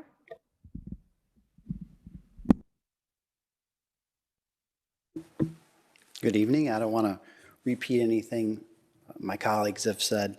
I bring a little different perspective to this as a resident of Dublin, developer, and a building owner. So I think they made a lot of great points. I guess what I wanted to add was that as a resident, I understand what you're talking about because I've lived here for 18 years. I've driven by signs that I think I've been there 18 years, and I can tell you exactly where they're at. Many of those are on raw pieces of land. So that's something we could potentially think about, making sure the distinction between a building and a piece of land. The other thing I would add is that generally I think the changes that are proposed in that table, I'm okay with. The duration is really the one that's tough for a lot of the reasons they indicated. I think the size of the sign and things of that sort, and one sign per parcel is fine. I could see where they're talking about a building on the highway may have a larger size sign. That would make some sense to me. We don't own buildings like that, but I can understand that perspective. I did want to ask one question of staff, and this is something I may have missed, that one of the materials it says in here that is not allowed is plywood. And almost all the signs we use today are plywood. Now they're painted, obviously, and have logos and phone numbers and such. And what was the intended material supposed to be otherwise? The code doesn't stipulate, but the discussion at Planning Commission was related to how plywood weathers over time, so an alternative material to that. So again, it could be HDU or some other material. It doesn't really say, just obviously something that's more long-lasting. Yeah. Thank you. Thank you. Comments? Discussion here? Amy? I have this is more of a question or elaboration from staff. I'm under the impression the City of Dublin Economic Development does have an online tool.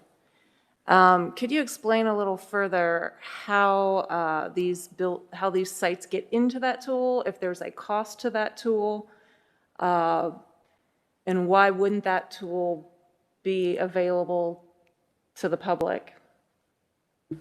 So I'll take a stab at it here, not being economic development. So my understanding is there's not a cost to that. It is ultimately, though, depending on their availability and understanding of information that is input into that system. So it's available, it's on anyone can see it. It's just, again, the availability of that is based on their connections, their understanding of what's available at any one time. And when you say they, are you saying? Staff, sorry. Okay, so if we have limited a sign to a developer and they know they have stuff for lease, the developer could contact City of Dublin staff and ask to be added to that database.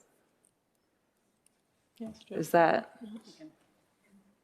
So the tool that we have on our website is called Catalyst, and that is one of the online tools that one of the speakers was referencing. And we do reference that as staff quite a bit. And we also get calls from lots of folks. So once we get those calls, then we use all the available resources. But for the reasons that one of the speakers gave, all of the available opportunities out there wouldn't necessarily be found on the system called Catalyst. And he might be able to provide more information on some of the other tools, but that's the one that we primarily have on our website. The public, it's available for the public. One of the discussion points in our meeting with them was that, how do we get the word out more about that tool? Who out there really knows to go to Dublin's economic development website to use that tool? But, we do try to get the word out as best we can about that available resource. Okay, thank you. Any other thoughts? Comments?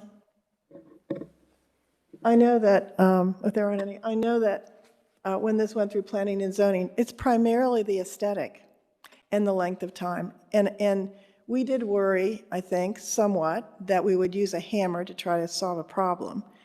And not knowing, I think the reasoning has been that we have such a strong sign regulation here for everyone else that this was like a missed window here.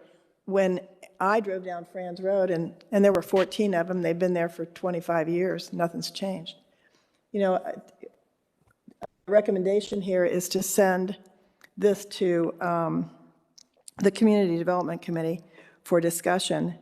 But I believe that all of us are mainly interested, and I'd like to get an idea on this, on how you feel, a consensus, that it's really the aesthetic, and that we don't want to reduce economic development. We want to make sure that you have your places leased, but we're just trying to find that sweet spot.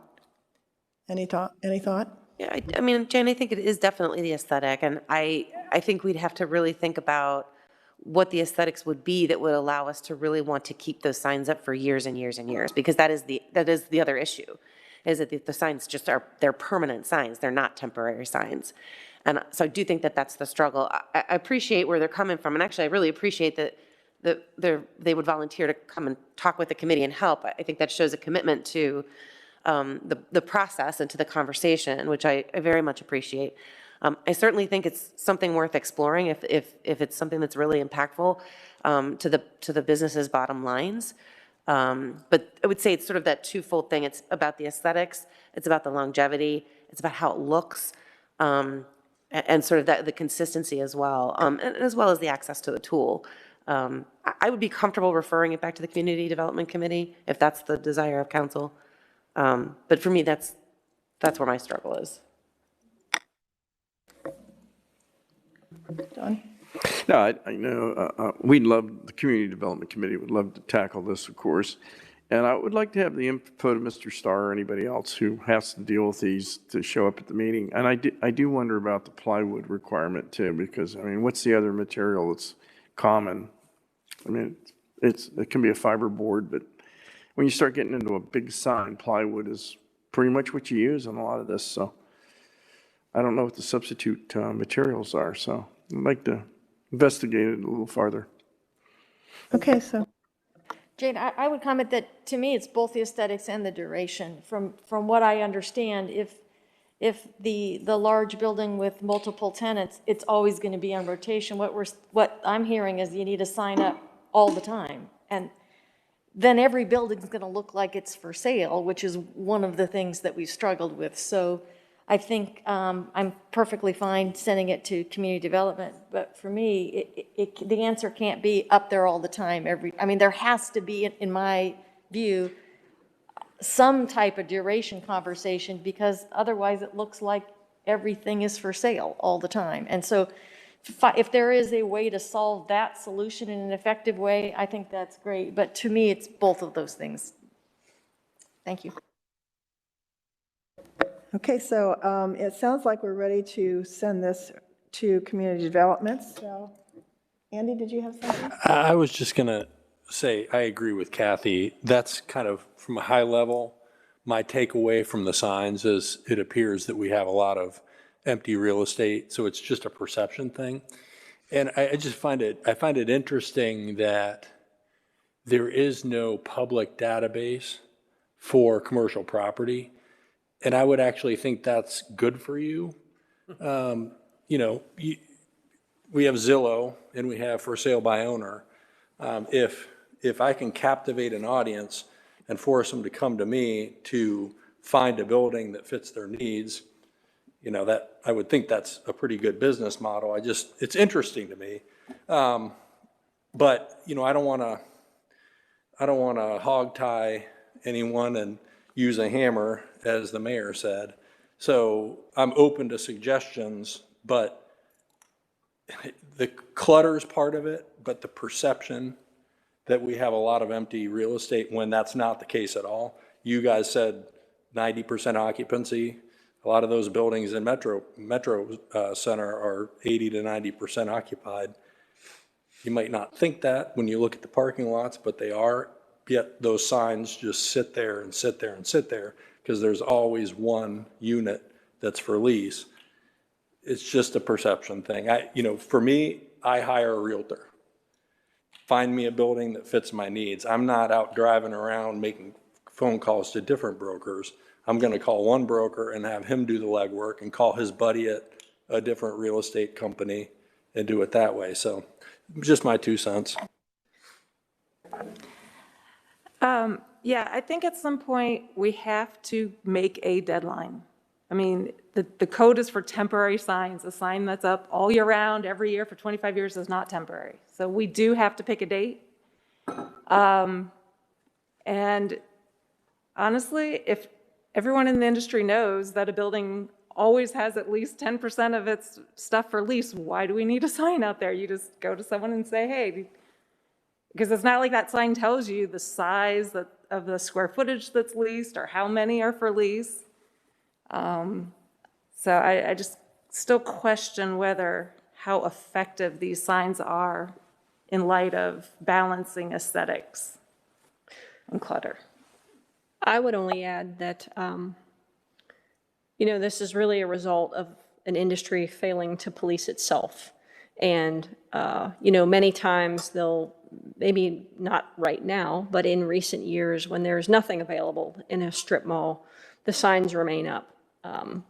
Maybe a lease is going to expire in a year and a half and it's going to take you 18 months to fill. Well, that's really not the entire community's problem to have to look at that sign for 18 months.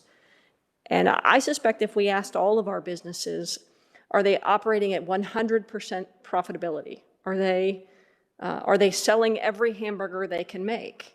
And if they're not selling every hamburger that they can make, can they get another sign that would maybe drive some more people to come and buy their hamburgers?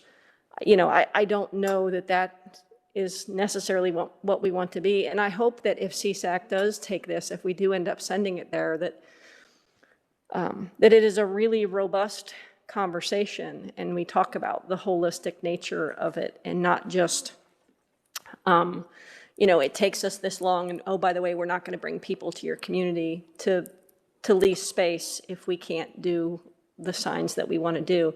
It has to be a win for both. It cannot be just a win for one industry. We didn't get read into the record tonight, but we have letters of people thanking us for not really cluttering the visual environment. So there are perspectives on both sides, and I'm sympathetic. I want you to be successful at business, and I want you to bring folks to this community. However, there has to be a win on both sides, and I really encourage our CSAC folks to, community development. I would really encourage that to have a robust conversation and figure out how both entities can win. Because now we are spending our time policing signs and trying to figure out how long they've been up and who put them up, and is it still the same real estate people? We have some buildings that have multiple real estate entities that are leasing in the same building. So we have to come to a space where it's collaborative and we can win on both sides.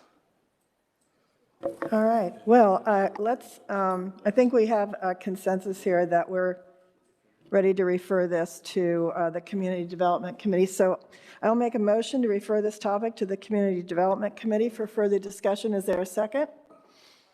All right, Jenny, would you please call roll? Mr. Keeler? Yes. Ms. Cram? Yes. Mayor Fox? Yes. Ms. Ambrose Grooms? Yes. Ms. Aludo? Yes. Vice Mayor DeRosa? Yes. Mr. Reiner? Thank you. Thank you, Jenny. Next on the agenda is Dora Expansion Staff Report. Allison? Yeah, just to be clear, this first one is about the DORA boundaries. Before we get to the next one, I know it's a little confusing.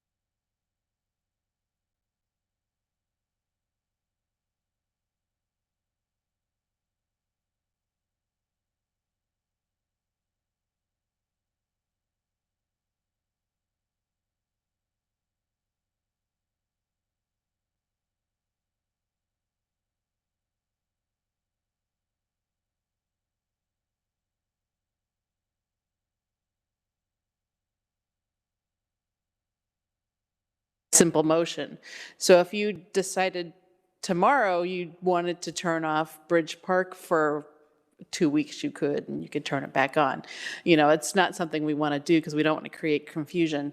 But the reason we're coming tonight, specifically why we're suggesting some larger boundaries. First of all, one of the things we learned with a couple events last year, and we assume it'll keep happening as events become more popular once we're out of all this COVID stuff, that some of the roads that we didn't include were some of the roads we wanted to use for the downtown Dublin Irish days were just maybe half a block outside the area.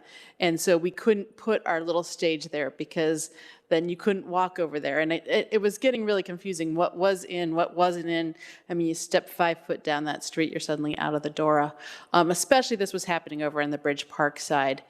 We also wanted to allow for future expansion. If new restaurants go in one of the blocks that in Bridge Park that are not currently developed, if somebody told us they were going to go online, a restaurant was going to go online in a month, it would still take us months to go back to the state to get everything approved. So the idea is to make it as big as what we think it could be and activate them as needed. And then also, As we said before, some of the feedback we got over the summer, of course, was that people have been asking about the bridge and especially with the new park coming online. Again, part of the park discussion is maybe with events as well, because we already have had some events come to us and talk to us about future years and whether they would be allowed to be in the DORA. And right now, so those areas are not in. So this map here that shows you, this is the real basic overview. I call it the art map, the pretty map. That's just the main overview. I want to kind of go in and give you a little more detail on everything. So I went with jewel colors, I think, here. So you can see the area that's sort of the beige area, that is the current approved boundaries. The pinker color is kind of what we call where you actually can walk with, if you have a drink, you can walk in those darker pink areas. And then there's a couple new areas, very tiny ones. You'll see some of these little streets over in Bridge Park that I am recommending extending the active areas. And then the purple area, which is the big, huge block here, is what we're talking about, new district boundaries. And this one, I'm going to go into some details of each of the areas so you see a little more. But I wanted to show you this overview because the biggest piece, the biggest blob, I guess you would call it, is the park and the bridge. We also did include, and that's a discussion, the 161 bridge. We had originally left that out, but we started talking about, if you remember, we have had some events specifically during President's Cup, and we had another one, Race Across America, that we did actually close the bridge and do events on. So we didn't think doesn't happen that often, but those once every 10, 15-year events might come up that we'd want to be able to take advantage of that. Okay, so for south, and this is all on the west side of the river, south of Bridge Street. The only proposed change, it's a very slight one, and it's an active area. I circled it here. It's that little strip of land right besides the parking lot there. Basically, because what we were finding is people were walking down that way to get on the south end of the parking lot, but there was a half a block that they weren't allowed to. So that is the only suggested change on south. We are not suggesting changing any of the boundaries or any active areas on that south part of historic Dublin, except that tiny little piece there.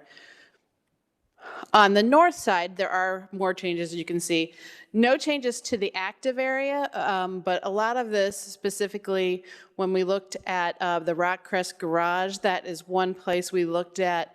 It actually is an excellent spot. We looked, if you're standing on Rock Crest, it has the best view of the bridge from the west side. So we could see events wanting to use that Rock Crest Parkway. We also know there's other traffic ways around there, so we've had people talking about wanting to use that. We've even had event producers coming in and asking to use the parking garage. Again, we would not activate these unless there was something specific request for those. And then you also see, so we added in, a lot of this is, we have North Blacksmith and North Riverview.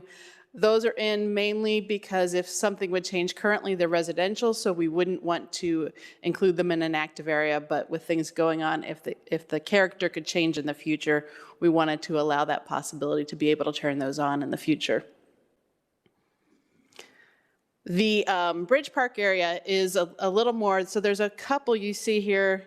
These dark purple, they almost look black on these maps now, are just some of the areas that we had suggested possibly activating.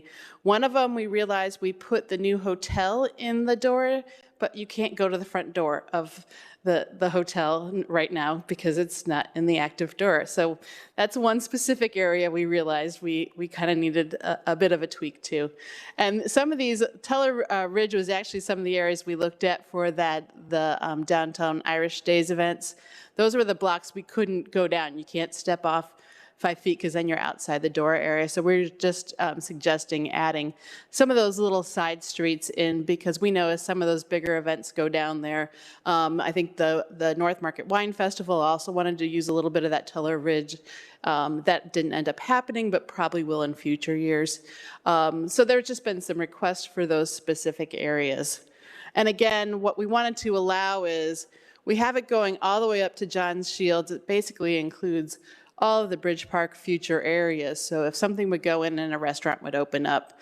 One example, and now I'm trying to remember what the name of it is, the small little restaurant that's going to go here on the corner of Banker and Longshore. Luckily, we caught that right before that went to the state, that they were planning on putting a restaurant in, because we hadn't actually included it back last year.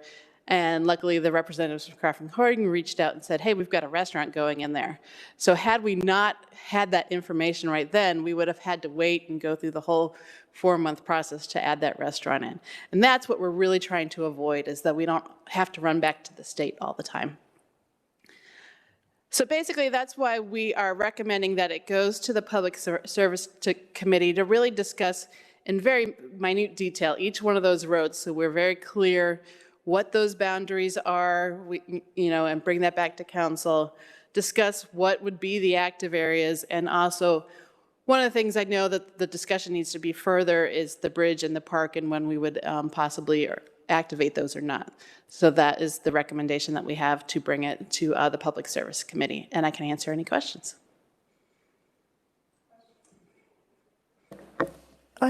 Go ahead. Yes, public comment. Is there any public comment, Lindsay? Thanks, Chris. You only have a question? Chris, did you have a question? Okay. I have a question. Because we have two different slides here, can you go back to South High Street? Yeah. I missed it there. This one? Yeah, let's see. The alley above Penny Hill. Is that? Yes, okay. Coast Wine is right on the corner of South High and Everly Hill. It isn't filled in. And I think the reason that we did not do that before is because the parcel just north of that alley was a residential property. Yes. Mm-hmm. It's not anymore. Oh, so that is. So it is probably not ever going to be a residential property again. So you may want to include that alley if you're including, because it's going to be part of the entire commercial district. So okay, it's a thought. That's excellent, and so we can go into some of those details, but I didn't know that, so that would be, because that is exactly why we didn't put that alley in, because of the residential property. Right, and I do know that Coast Wine has their patio there on the side and have requested that alley be included simply because they have some area in the back that sometimes they might have an event. And so I just wanted to point that out. Mm-hmm. Okay, I think that was my only question. No, I just think it's a good idea because, instead of you coming back constantly, we might do a wine and art thing down at the new park or something, put up tents. And the other thing I never really understood is why the bridge wasn't included. I mean, it just didn't make any sense, have two separate door areas. So, I just think this sort of ties it all together. It's a really good idea. Thanks. My only concern, Allison, would be the area adjacent to the school. And I think that would have to be contemplated very carefully, because I could see a situation where we were extending the DORA districts and the DORA hours that could possibly conflict with school hours. If you were doing something around the Memorial Tournament or, something that might be on a Wednesday and you wanted to go from noon to 9 or whatever. And I would be a little extra sensitive about really butting up, that's where student pickup comes in and out of the school. The buses use the front circulation, and student pickup happens in this parking lot. So that would be the only one to me that I would be hesitant of, not knowing exactly what we would extend these boundaries for. And I think that's the key, just like I came with Fido tonight, any alcohol that would be on any, if they were doing an event that moved into any of these parking lots or the streets, I would still come back and have to request for the alcohol to be served on those. If they were selling, a special bar was set up there, I would come back for those. But the other thing is, we could always bring any of those back that might sort of go up against those. We do have it's not a new policy, but we implemented a policy in the fall of 2019, which we never really put into place, that we would bring all tier 3 events to council. But since we haven't had any of those for the last couple of years, we haven't brought those, but I think something like that would probably end up back here for council's input on those. Yeah, you had mentioned that Rock Crest, you anticipated that being a popular spot for some sort of event just because of the vistas and things there. Yeah. So that's the rest of them I'm comfortable with, but that one particularly I would be very careful of. So, Allison, how long, if you want to, so that purple area is really about the area you could sort of activate or deactivate, right, at will? To activate it, that just takes you coming to council and saying, hey, I want to activate this spot for this period of time. Is that how that works? Yep. Gotcha. That's really helpful. Very simple. Yeah. I just have one other question. Because you have the street on the west side of the parking garage, I mean, we are going to extend that street here pretty quickly. Is that something that you thought about, or is that something you want to revisit later? Yeah, we'll probably revisit that, and some of it I have to talk to the state. This is new for them too, so sometimes we ask questions and they're not 100% sure, but because they go by the parcel address, and so if there's not an address, what will they do? So some of that we still work with through them on some of those things. So your recommendation is we need to send this to Public Service. Yeah, Public Services Committee for further discussion? All right. If there aren't any other questions or comments, I'll make a motion to refer this topic to the Public Services Committee for further discussion. Is there a second? Jenny, would you please call roll? Ms. Zamrose Grooms? Yes. Ms. Cram? Yes. Mr. Reiner? Yes. Vice Mayor DeRosa? Yes. Ms. Saludo? Yes. Mayor Fox? Yes. Mr. Keeler? Yes. DORA extension request for the St. Patrick's Day Parade. So this one's specifically ours. It has absolutely nothing to do with the space that is covered. So this would just be in the current DORA locations. This came up last year when we had the Independence Day event. We had some of the businesses and some of our retailers that are along the parade route ask us to consider extending those hours during the parade so they could have people come in for brunch beforehand. Also, there's a significant amount of time in between when the parade ends. So the parade normally ends around noon, so then they would have to wait until 1 normally. So there's a bit of confusion there in between the parade and when the DORA would start. So we are bringing this forward basically at the request of some of our retailers along the parade route. Also, in addition, obviously, Fido would be opening during the same period of time as well. And so it would also help them a little with that confusion on that side. And so that's basically, we're just asking to move it to just before the parade, starting at, now I have it, 10 a.m. instead of 1 p.m. So it's an addition of 3 hours on that day. Public comment on this, Lindsay? Any? All right. Questions, comments from council? I would be comfortable moving it up to noon from 1 o'clock, but I don't know why we would feel great about having alcohol along the parade during the parade. That's just, we've heard from the vendors, but I'm assuming we don't have any citizen feedback because that was not the request, right? So we don't have any data there. But it seems to me that, starting at noon is plenty enough for family parade time. That's just my particular perspective. Thank you. I concur with what Vice Mayor DeRosa said. I don't agree with starting it at 10. I don't think we should have alcohol along the parade route with the families and the kids. There's no reason that you need to be drinking during the parade.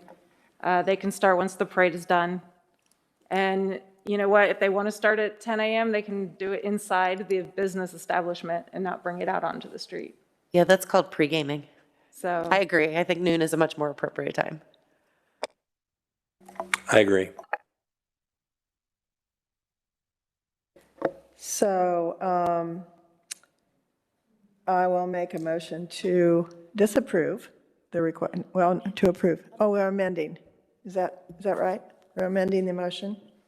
So do I have to have a motion to amend the motion? All right, so amending the motion to disapprove the request to extend the DORA hours on Saturday. I think you want to modify the request. I'm sorry, I think you want to modify the request. modify it? We Yes. don't want to disapprove it altogether, just All right, modify the well, hours. That's right. Modify it to 12 noon to 10 PM. Do I have a second? I'll second. All right. Jenny, call roll, please. Mayor Fox? Yes. Mr. Reiner? Yes. Ms. Cram? Yes. Mr. Keeler? Yes. Ms. Aludo? Yes. Vice Mayor DeRosa? Yes. Mr. Reiner? Who did I not call? All right. Okay, I Yes. guess I just had him on there twice. Oh, I'm sorry. I didn't think she heard you. Okay. Recommendation for CSAC referrals, Robert?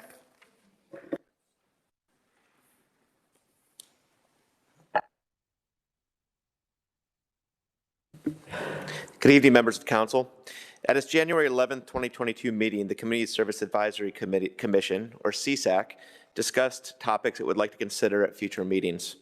CSAC is requesting City Council refer the following topics for consideration and potential recommendations.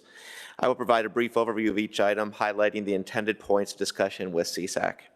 The Waterways Maintenance Program. The Waterway Maintenance Program is a new initiative that was approved with the adoption of the 2022 to 2026 Capital Improvements Program.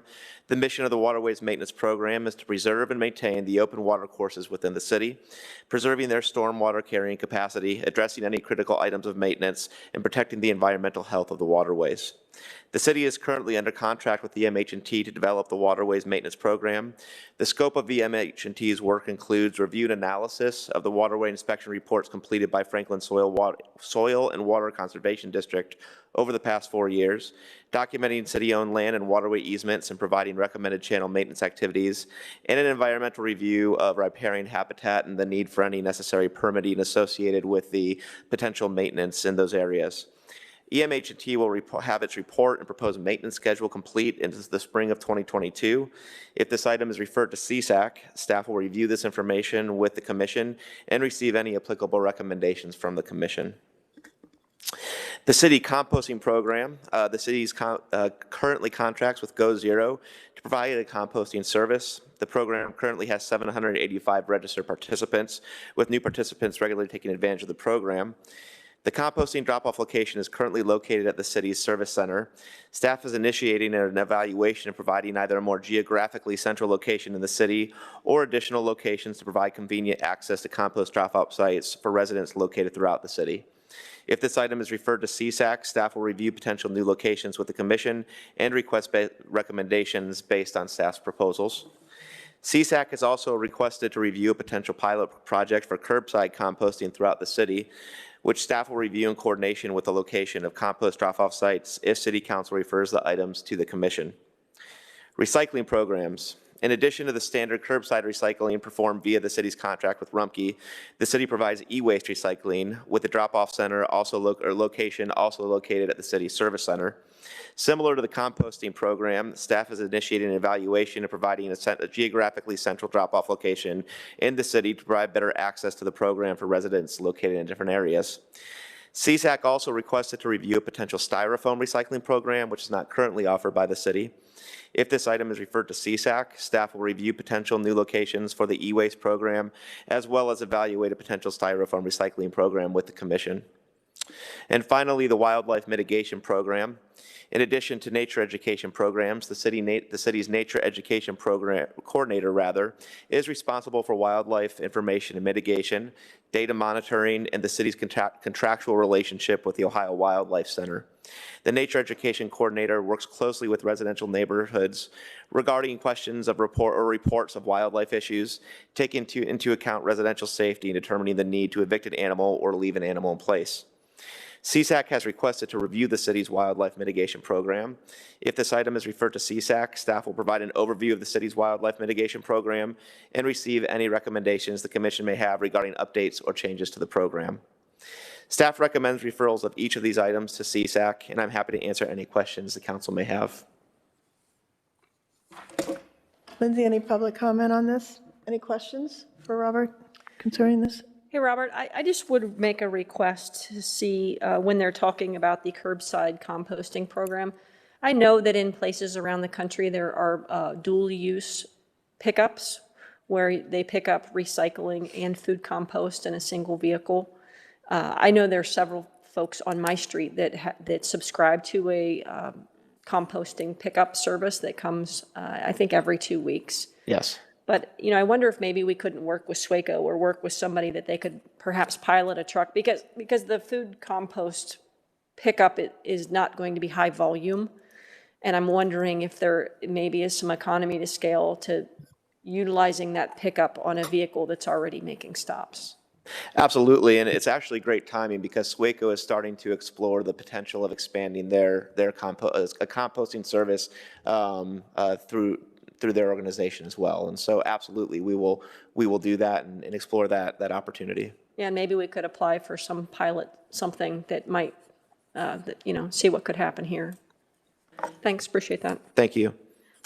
Just one other quick thing, Robert. It's probably not something that's feasible, but I would like some information from CSAC on textile recycling. So there's sort of your regular recycling, there's the composting part, but there's also textile recycling, which is something that we're capable of doing. It's just not something that's been broadly pushed out. But I'd like, even if it's not something we can do, I'd like more information on that, on how residents could get more involved in textile recycling. Absolutely, we'll look at that. I had a quick question, Robert. So were these staff's recommendation to CSAC, or were these items CSAC wanted to review, or a combo of both these 4 items? Yeah, that's a great question. So staff brought the waterways maintenance program, composting programs, and recycling programs as ideas for CSAC to consider. That being said, CSAC expanded on each of those. With reference to composting, they wanted to look at the curbside potential. For the recycling program, they wanted to look at the styrofoam pilot. And then CSAC brought forward the wildlife mitigation program on their own volition as an item that they would like to look at. Great, thank you. I know that it's really important to have, for that group, to have meaningful projects, and these certainly, have a lot of heft to them. So thank you for that. Thank you. On the nomenclature for wildlife mitigation, are they looking more for management? I mean, when I say mitigate wildlife, that sounds like something. I think that you're exactly right, and in fact, I think and that's on me. I think I probably should have said wildlife management, wildlife education. Certainly, mitigation makes it sound like we're trying to get rid of wildlife, right? And so, yes, I was considering my mistaken nomenclature earlier. It really should be wildlife management, and our current efforts are definitely about education and management, not about trying to rid the city of wildlife. Thank you. But there is a side of wildlife where you do want to mitigate the impacts of wildlife, and yes. I just know how much they eat my landscaping, so there is a part of that. So certainly there's opportunity. That's not getting rid of them, that's diverting them from. It's really funny. Not long ago, you used to see red foxes everywhere, right? 4 or 5 years ago, you saw you would walk out your back door and you'd see 3 of them. And then for a while there, we had, now I saw my first again today, oddly enough, that I hadn't seen a red fox in a while, and they're starting. So I think there's an opportunity for management. There's something that is a little out of whack when you see that level of fluctuation in that short of a period of time. Absolutely. I think there was a disease there for a while, wasn't there, with the foxes, I think? That was part of it. I have a question. Maybe it's just not even a question. I saw I think it was in the Dublin News last week, about the program at Jerome High School where they took all the foodstuffs and they're turning it into energy. And, I guess I would say that I would like to see that part of this conversation, how we can not only recycle it, but actually reuse it. And that would be something I would like them to consider, or at least think it'd be great. And our city manager sent that to us as well, and we plan on bringing that we're going to reach out to Jerome High School. We've already researched who the appropriate contact is, and bring that to CSAC as well as part of this discussion. Great, thank you. Yes. All right. I will make a motion to refer the topics of waterway maintenance program, composting and recycling programs, and wildlife mitigation management program to CSAC for further discussion. Is there a second? Second. Jenny, would you please call roll? Mr. Reiner. Yes. Vice Mayor DeRosa. Yes. Miss Ambrose Grooms. Yes. Miss Aludo. Yes. Miss Cram. Yes. Mayor Fox. Mr. Keeler. Yes. Staff comments, Dana? Thank you. Good evening, members of council. I only have 2 items. The first one, since we will not have another council meeting until the middle of February, just a reminder that Black History Month is in February. It's a chance for Americans to learn the details of their nation's history. Black history is American history, and it is certainly varied and rich in history. What happened in the past shapes and informs where we're headed in the future, and it's of paramount importance to set aside a month for learning as much as we can about Black history. So I encourage everyone to take the time and find a way to connect personally to that history and appreciate it as well. Second item that I have, just in your city manager update packet, which will go out tomorrow, there is quite a bit of information regarding the Franklin Street reconstruction project. I just want to draw your attention to that because at your February 14th meeting, we're going to be asking you to provide us guidance about that street reconstruction relative to sidewalks. So please take a good look at that information. We're trying to get that to you a little bit earlier, and then you'll get probably some more follow-on information just as part of the packet in preparation for a council meeting. I will suspect that we'll have some residents here on that topic. We have done some surveying, which you'll see in the information that we're providing you to provide you a little bit more background about that. So also, if you have any questions about that, you can certainly call myself or contact Robert Rance as well if you have information about that. But I just want to call that information out specifically as we're prepping you for that particular item on the 14th. Unless you have any questions or comments, that's all I have. Thank you. Thank you. Council committee reports. Administrative committee, Kathy? Yes, thank you. We will meet on February 1st for the first time this year. The only comment that I would make is March is when the terms of many members of our board and commissions terminate, and we welcome new members. So we have several openings that will be available. So if the public is interested, applications are open and available, and I would encourage them to apply. Thank you.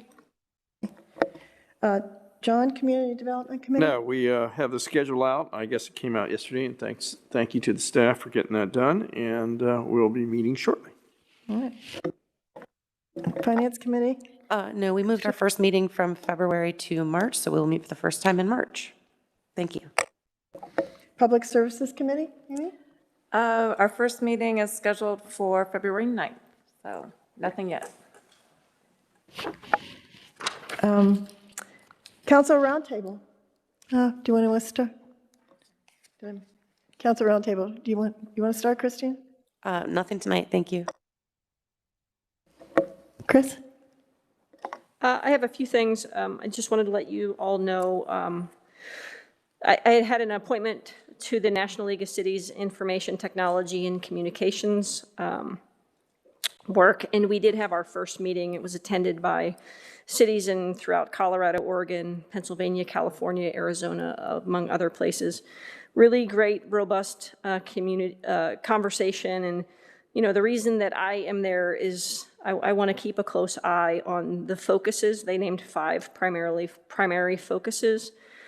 They were cybersecurity, sustainable infrastructure, smart cities, emerging technology, workforce readiness, and digital equity. And I think it's important that we keep our eye on what's happening in the balance of the country in those 5 core areas so that we can stay ahead of the curve. We've been ahead of the curve, and it was apparent in that conversation, but certainly we'll want to monitor what's going on there so that we can stay in that position. Did have an opportunity to attend the Dublin Connector meeting on January the 13th, and thanks for staff for putting that on for residents.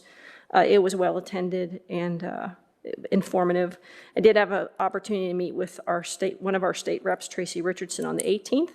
Had the privilege of meeting with Leadership Dublin on the 19th and congratulate that class for the good work that they're doing. And then I did attend the agenda meeting for the Planning and Zoning Commission agenda on the 22nd, and I think we'll look forward to bringing more definitive information about how that's going to move forward, but I'm excited about that opportunity. Did have an opportunity to judge the poetry readings at Dublin Kaufman High School on Saturday, the 22nd, and congratulations, there were a lot of fantastic submissions by our students here in Dublin. And then I wanted to just inform you, I was approached by the Lieutenant Governor about workforce development and workforce readiness and what that might look like in our little sub-region here in Northwest Columbus. And so we are assembling a meeting that will take place here in the next several weeks with the leadership, with the superintendents from Dublin, Hilliard, Upper Arlington, Worthington, and Columbus, as well as some business leaders, other elected folks. I think that it's going to be co-hosted by Mayor Ginther's office and myself to talk about what the opportunities might be relative to in close proximity to here. So apparently there is funds available for workforce development, and we'll go ahead and try to see if we can't steer some of that investment to happen in close proximity here so that our residents, students, and businesses can benefit from that. That's all I have. Thank you. Thank you, Chris. Kathy? Yeah, thank you. I also had the opportunity to attend the Dublin Connector workshop, and congratulations to the team. There was some really nice testimonial there from folks that are currently using that program and look forward to expanding. So I appreciate that. And I also had the opportunity to attend the Leadership Dublin with both Chris and Jane, and got to welcome the new Franklin County Commissioner Crawley there, and that was a very nice event. So it's a wonderful program. I had a chance to do that, and I appreciate the Chamber's work on that. So thank you. Amy? I wanted to ask my fellow council members if they'd be willing to have me on the North Riverview Advisory Council or Committee, whatever we're calling it. As a historic preservation professional, I just think I can bring a lot of additional information. And I know obviously wasn't here when you pulled that committee together, but I think I can be able to answer some questions and eliminate some need at least for some outside historic preservation help. I think your expertise would be very valuable. I just don't know if there'd be an issue with 3 of us. Okay. Welcome aboard. I would support that also, Amy. I think that's a great idea. I think your information you could provide would be invaluable and probably save the city a whole lot of money on consultant fees. Any other thoughts? No, that'd be wonderful. Procedurally, do we have to do something? No. Andy, did you have anything else you wanted to say, John? Nothing more, except for you and I, the mayor, will be meeting with the Historical Business Association here shortly, so find out what their issues are.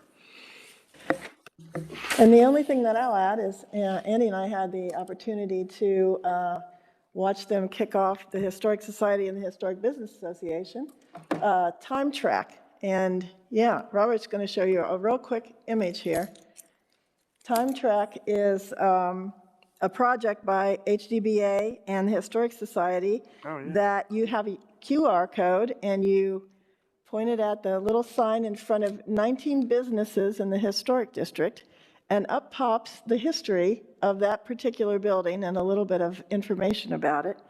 And they're utilizing this as an opportunity to showcase their businesses, and also to, it's considered a little business trail, so for tourism, and they intend to expand that throughout the district and hopefully include residence properties as well, so that you take a walk and you can learn all about the history of Dublin. You can find this at historicdublin.org for more information, and you can also pick up handheld postcards at Visit Dublin Visitor Center and several other businesses. And I think it was a good opportunity for some interest down there, and there's a bunch of folks that just poured a lot of time and energy into it.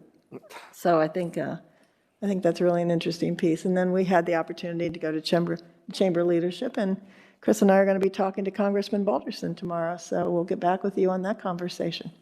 Other than that, is there anything else? All right, thank you. This Thank you. meeting is adjourned.